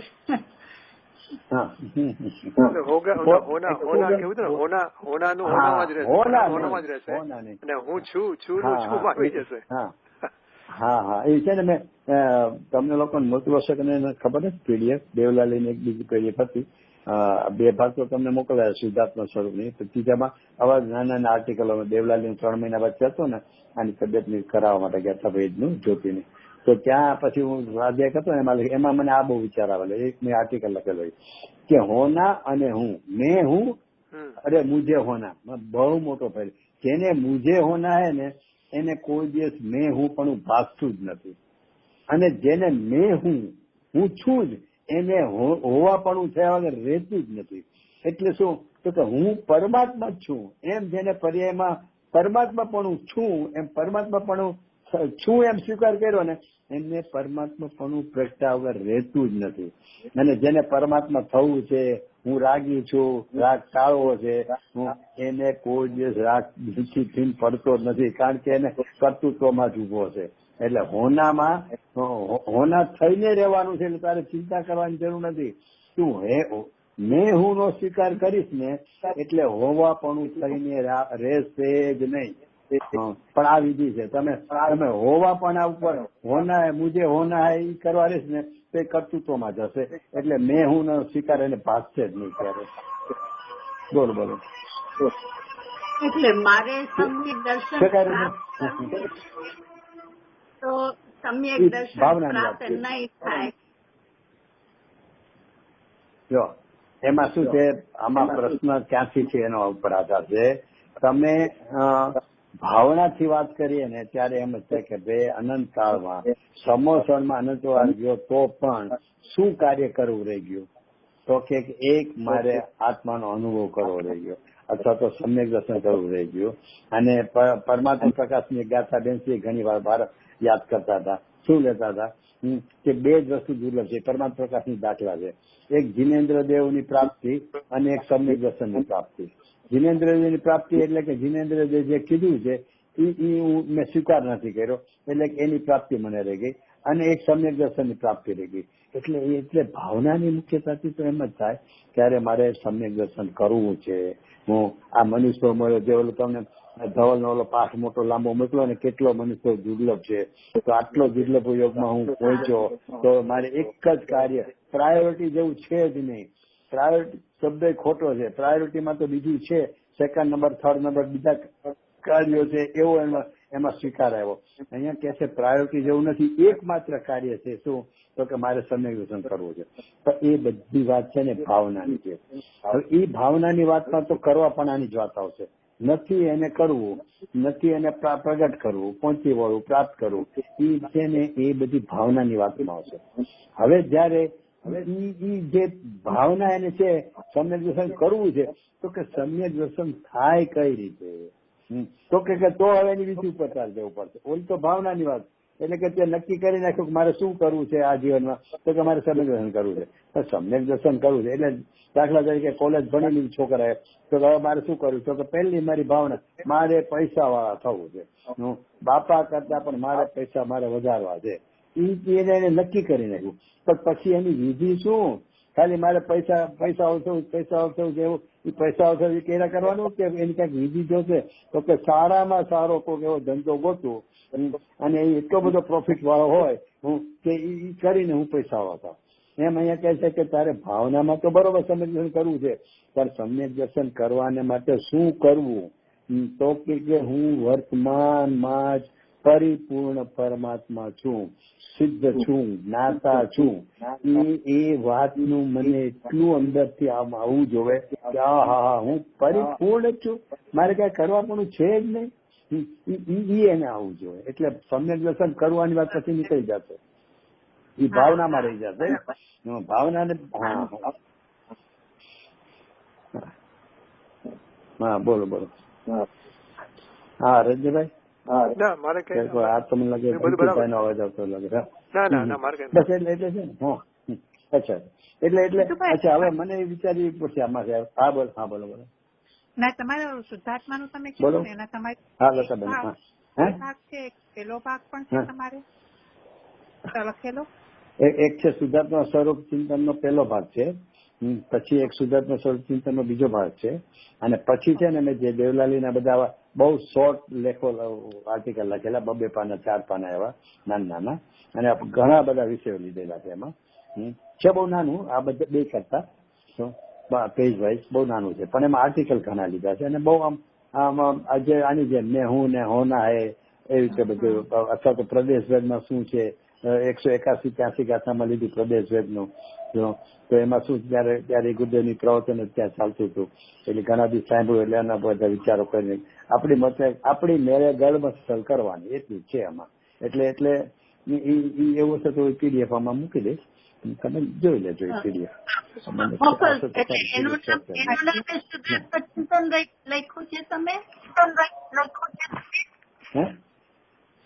એનું નામ પણ શુદ્ધાત્મા ચિંતન છે? ના એમાં તો એનું કોઈ નામ જ નથી આપ્યું ને. આમાં છે એમાં છે ને એ પહેલો લેક્ચર એવું લાગશે કે મુજે પ્રતિજ્ઞા લેની હે, શું પ્રતિજ્ઞા લેવી છે એ તમે જોજો એમાં. એટલે એ વિશે આખો એ રીતનો છે, નાના આર્ટિકલ છે. પણ એ મૂળ સુધી આપણે ચિંતન માટે છે એકચ્યુઅલી, બીજું કઈ નહીં. રાગાદીનું શું સ્વરૂપ છે, રાગાદી મારા છે કે નથી, હું રાગાદીને પોતાના માનવા, એવા બધા નાના આર્ટિકલો લઈ અને ત્યાં ગયો હતો 3 મહિના દેવલાલી. એટલે પછી હવે એ તો બરોબર છે, પણ હવે અહીંયા જે આપણી જયારે વાત આવે છે ને અહીંયા કે પરમાર્થ થી જોવામાં આવે તો, એટલે એ વસ્તુ બહુ ગજબની છે. એટલે મને વિચાર શું આવ્યો હતો કે ગુરુદેવે એક પ્રવચનમાં એટલા બધા ભાવ વિપોર છે, તમે આ વાત લઈ લીધી હશે કારણ કે અમારો પ્રિય વિષય છે, એટલે કે ગુરુદેવે ભાવ વિપોર છે એમ કીધું હતું કે ઓહો ગણધર દેવે 12 અંગે 14 પૂરની રચના કરી, એમાં શું રાગ તારું સ્વરૂપ છે, તું રાગી છો, એવું રાગ થી ક્યાંય લખ્યું જ નથી કે રાગ સ્વરૂપી તું છો, તું જ્ઞાન સ્વરૂપી છો એમ લખ્યું, પણ રાગ સ્વરૂપી તું છો એવું ક્યાં અત્યારે લખ્યું જ નથી. એટલે આમ ગુરુદેવ કહેતા એટલા બધા આમાં પ્રવચનમાં એટલા આમ ભાવ ઉભો છે કે આમ હા એટલે એમ સાચું કે ચૈતન્ય સ્વભાવ કેવો ગજબ કે એમાં રાગ પણ છે જ નહીં. આચાર્ય જે 14 અંગ ને 12 પૂર્ણની રચનામાં ક્યાંય રાગ તારામાં છે કે તું રાગી છો એ યાદ કર્યું નથી. એવો તું જ્ઞાન સ્વભાવી છો એમ ગુરુદેવની આખો જ્ઞાન સ્વભાવનો મહિમાથી ગુરુદેવની વિચાર આવેલા, એટલે એમાં ગુરુદેવ બોલ્યા હતા. તો પછી મને વિચાર આવ્યો કે પણ આપણી દશા શું હોય છે જીવોની સામાન્ય છે. હા સાહેબ આપણે તો શું વાત કરી, ગજબ વાત કરી. પછી હળવેકથી શું ખબર છે શું એ તમને પછી કહું. આ ઓલા જેવું છે કે તું પરમાત્મા છે એમ નક્કી કર, તું પરમાત્મા છે એમ નક્કી કર. 2 વાર ગુરુદેવ ત્યાં નક્કી કર. હા સાહેબ કેવી સરસ વાત કરી. ક્યારે અમને સમ્યક દર્શન થાય? અમને ક્યારે સમ્યક દર્શન થાય? એટલે પામર માની લીધો તને. તું પરમાત્મા છે એમ નક્કી કરવાનું કહે ને તું કે હું પામર છું. કારણ કે ક્યારે સમ્યક દર્શન થાય એટલે કે હું મિથ્યાદર્શી છું. એના પણ તું પરમાત્મા છો, સમ્યક ને મિથ્યાત્વની વાત જ ક્યાં તું વચ્ચે લેવો? પણ આપણી દશા એવી છે કે પરમાત્મા પણ એ વાત બહુ સારી લાગે અને પાછી આપણે માનીએ છો તો કે મિથ્યાત્વ છે અને ક્યારે સમ્યક થાય તો હું પરમાત્મા પણ નો સ્વીકાર કરી શકું ને. એટલે એની જેમ અહીંયા ગુરુદેવે ત્યાં કીધું કે આ 14 પૂરો ને 12 અંગમાં ક્યાંય આવી રચના નથી કે તું રાગ સ્વરૂપી છો. તો એને એટલો ઉલ્લાસ આવવો જોઈએ ખરેખર જીવને. તો ગુરુદેવને કહેતા પણ જો આટલા બધા ભાવ વિભૂતિને કહેતા હતા તો સાંભળનારને શ્રોતા એને કહેવાય કે એને એટલો ઉલ્લાસ કે હા મારામાં રાજની ગંધ નથી, સંસારની ગંધ નથી. ગુજરાતી શબ્દ છે, રાજ તો તારામાં નથી પણ રાજની ગંધ પણ તારામાં નથી, સંસાર નથી સંસારની ગંધ પણ તારામાં નથી. એટલે ગંધે ન હોય તારામાં, એની બદલે તું હું રાગી. તો એટલે જીવોને શું થાય છે કે આ વાત જ્યાં સાંભળે ને ગુરુદેવ, હા સાહેબ બહુ સરસ વાત કરી, પણ આ પર્યાયમાં રાગ છે ને એ જે ટળી જાય ને તો બસ આપ કયો છે એમ આ રાગ સ્વભાવ મારામાં છે જ, હું રાગ સ્વભાવ છું જ નહીં, મને બેસી જાય. એક આ પર્યાયમાં રાગ છે ને એ ટળી જાય તો એટલે પર્યાયમાં તો રાગી છું ને એ વાત જ ગુરુદેવની આટલી સરસ વાત આવી ભાવ વિભોર ગુરુદેવ કે ઓહો તારામાં રાગની ગંધ પણ નથી, તોય એને એમ થયા કરે કે આ પર્યાયમાં રાગ છે ને એ એક હું એમ ટળી જાય ને તો એમ એટલે રાગમાં પર્યાયમાં રાગપણું રાખવા, પોતાની પર્યાયમાં રાગી છે એ વાત એને છૂટતી જ નથી. એટલે ખરેખર છે ને આ આખો જે પ્રયોગ કે છે ને કેટલા કે ને ઓલો હમણાં ચાલ્યું ને કે પ્રયોગ કરવો, 5મા ગુણસ્થાનની ક્રિયાનો પ્રયોગ કરવો, આપણે 5મા ગુણસ્થાન જવું છે એટલે અત્યારથી કરવામાં એમાં નુકસાન શું? તો કે ભાઈ એની કરતા પ્રયોગ તું એ કર કે હું રાગ રહિત છું. જેમ અરિહંતના સર્વજ્ઞ દેવ જે 80મી ગાથામાં કીધું એની પર્યાય છે ને એવી જ પર્યાય વાળો રાગ રહિત હું છું. અને મેં તમને કદાચ કીધું બી હશે, મને નજરે તરોવર હશે એટલે ફરીથી રિપીટ કરું છું કે જામનગરમાં ગુરુદેવની કરુણાથી ગુરુદેવની મંગલવર્તી ગાડીમાં જ ત્યાં ગયો તો જામનગર, અને એ પછી ત્યાં આરતી પછી જયારે ગુરુદેવ વિહાર કર્યો બીજે ગામ જવા માટે, ત્યાંથી જસદણ જવાના હતા તો સવારના નીકળે ને 5:30 ત્યારે ગુરુદેવ આ શબ્દ કીધેલો કે તું સિદ્ધની નાતનો જાતનો છો, જે સિદ્ધમાં એ તારામાં, જેની સિદ્ધમાં એની તારામાં. આમાં શું કહેવા માંગે છે થોડોક તો ઊંડા ઉતરીએ તો ખબર પડે કે જે સિદ્ધમાં નહીં એ તારામાં નહીં.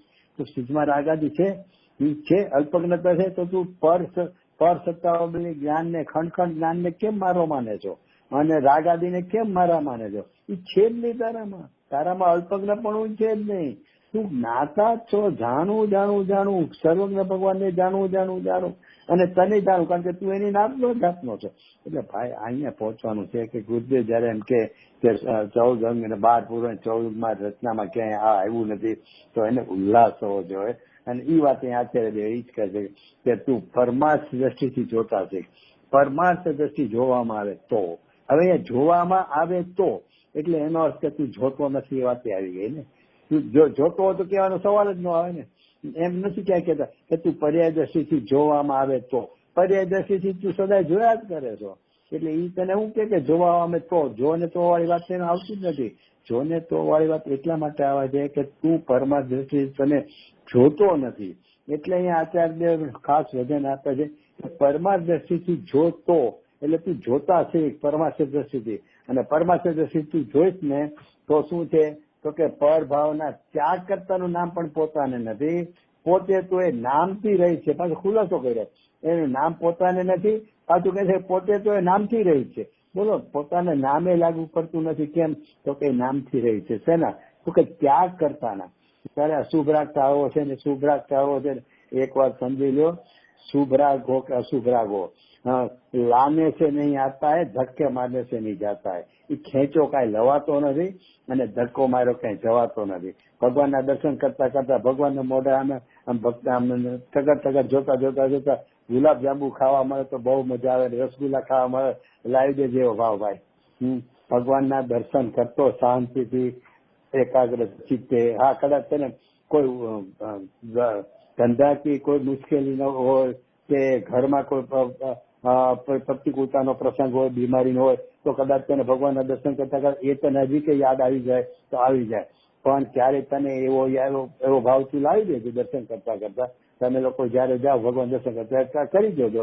ભગવાનના મુખની સામું જોઈને ભક્તિ કરતા દર્શન સ્તોત્ર બેન બોલતા હતા ને હમણાં ભાનુબેન 2 દિવસ પહેલા, તે દર્શન સ્તોત્ર બોલતા હા ગુલાબ જાંબુ મને મળી જાય, રસગુલ્લા ખાવા મળે તો બહુ મજા આવી જાય, એવો ભાવ જ નહીં તને આવે.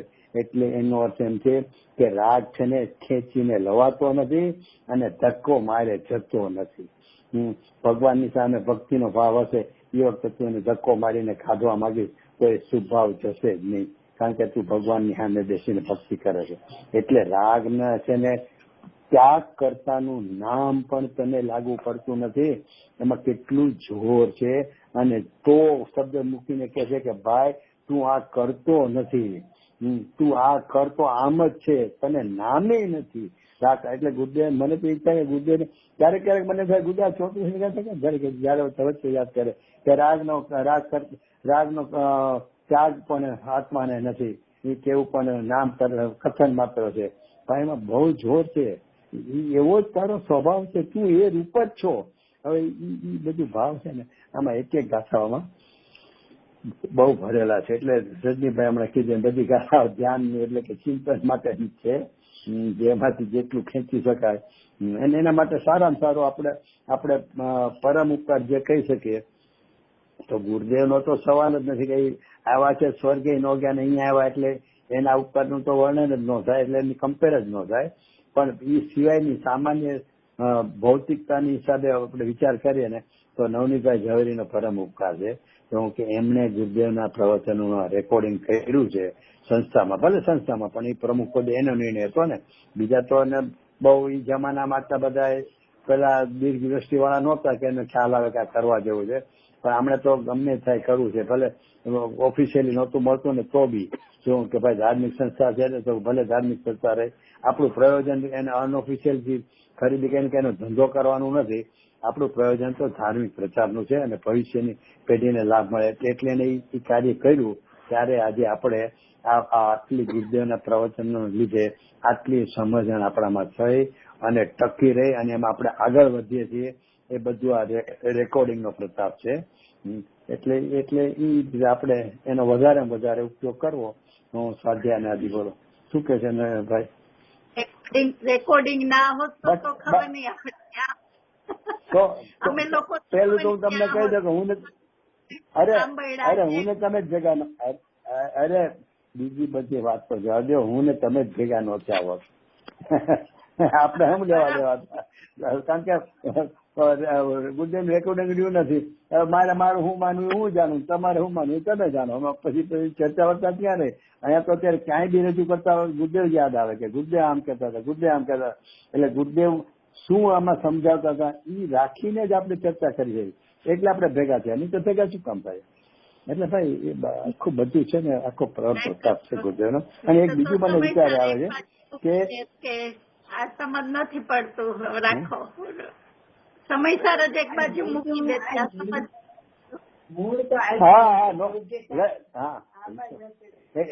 એટલે એ વાત સાચી છે કે સમયસર જ ન વાંચતા. જો રેકોર્ડિંગ ન હોત ને તો ગુરુદેવને યાર અમે તો સંદર્ભે રેકોર્ડિંગ નો તો ગુરુદેવનું સાંભળેલું છે સમયસર, કારણ કે અમે સમયસર એટલે મૂકી ન દે. પણ જે લોકો તો ગુરુદેવના પરિચયમાં જ નથી આવ્યા અને રેકોર્ડિંગ ન હોત તો એને સમયસર તો દર્શન માત્ર હિંમત જ ન કરે કે આમાં શું કેવું છે. કારણ કે એટલું એનું સક્ષમ ગુરુદેવના અવલંબન થી આપણે આટલું સક્ષમ કામ કરે છે કે અહીંયા આમ કેવું છે, આમ કેવું છે, આમ કેવું છે, આનું આમ છે. તો એ બધું ગુરુદેવના માધ્યમથી, ગુરુદેવના શ્રવણ થી આપણે આ બાજુ સમયસર છે. નહીં તો સમયસર આપણે ન વાંચી શકો. એટલે એક બીજો મને વિચાર એ મારો આવતો હતો કે જ્યાં સુધી રાગાદી મારી પર્યાયમાં તો છે ને, એ જ્યાં સુધી એને રહે છે ને ત્યાં સુધી રાગાદી એટલે સ્વભાવ રાગાદી રહે છે ને એ સ્વીકાર કરે છે. પણ ખરેખર એને જોર જ નથી આવતું. કેવી રીતે? તો કે ઓલી માં છે ને એને કપૂત થી ત્રાસેલી છે. એ કે છે આ કપૂત મારો હોય જ ન શકે. પણ અંતે મારો દીકરો તો છે ને, હું એની જણતા છું ને, 9 મહિના મેં એને પેટમાં આંચ્યો છે, એનું લાલન પાલન કરીને મેં મોટો કર્યો. એટલું તો છે ને એ વાત જેને છે ને કરે છે ને. એટલે ઓલું કપૂતનો એને ત્રાસ એટલો બધો છે કે આ મારો હોય જ ન શકે, મારો છે જ નહીં એમ કર્યા કરે છે. પણ એને ઘરમાંથી કાઢવાનું જોર આવતું જ નથી. કેમ? તો કે મારો તો છે ને, હું એટલી અપેક્ષા તો મારો તો છે ને, ભલે એ કપૂત છે એટલે મારો નથી એ હું સ્વીકારું છું કે આ મારો હોય જ ન શકે. તો આ મારી આવી ખાનદાનની પેઢીમાં ક્યાંય આવો નહોતો, આ હોય જ ન શકે. એટલો નિષેધ ભલે ગમે એટલો કરે તો પણ એટલો નિષેધ એને આવશે જ નહીં કે એને કાઢી મૂકે. કેમ? તો કે મારો છે એ મારા પણ એને જાતું નથી.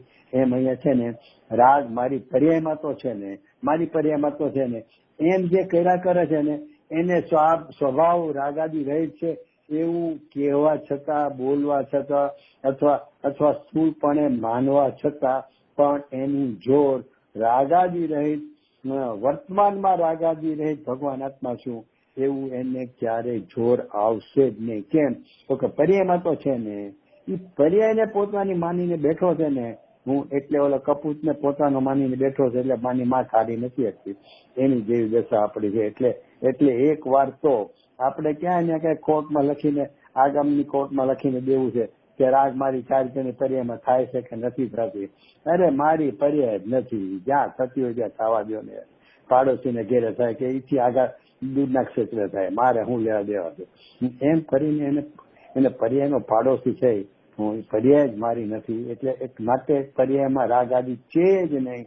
એ પર્યાયમાં રાગ આદિ નથી, એને જોર આવશે ને તો જ એને સ્વભાવ રાગાદી રહિત છે એનો યથાર્થ સ્વીકાર આવશે. એટલે કે રાગાદી રહિત હું છું એવો એનો અભિપ્રાય ત્યારે જ બનશે કે જ્યારે કોઈ પણ અપેક્ષાથી હું રાજી છું, પર્યાય અપેક્ષાથી કે બીજી એવું સ્વીકારશે ત્યાં સુધી એને ઓલો સ્વભાવ અપેક્ષાનું જોર આવશે જ નહીં. આવું મારું માનવું છે.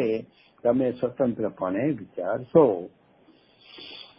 હા રજનીભાઈ, બરાબર છે. હવે આપણે ટાઈમ થવા આવ્યો છે એટલે પૂરું. હા એટલે મેં પૂરું કર્યા.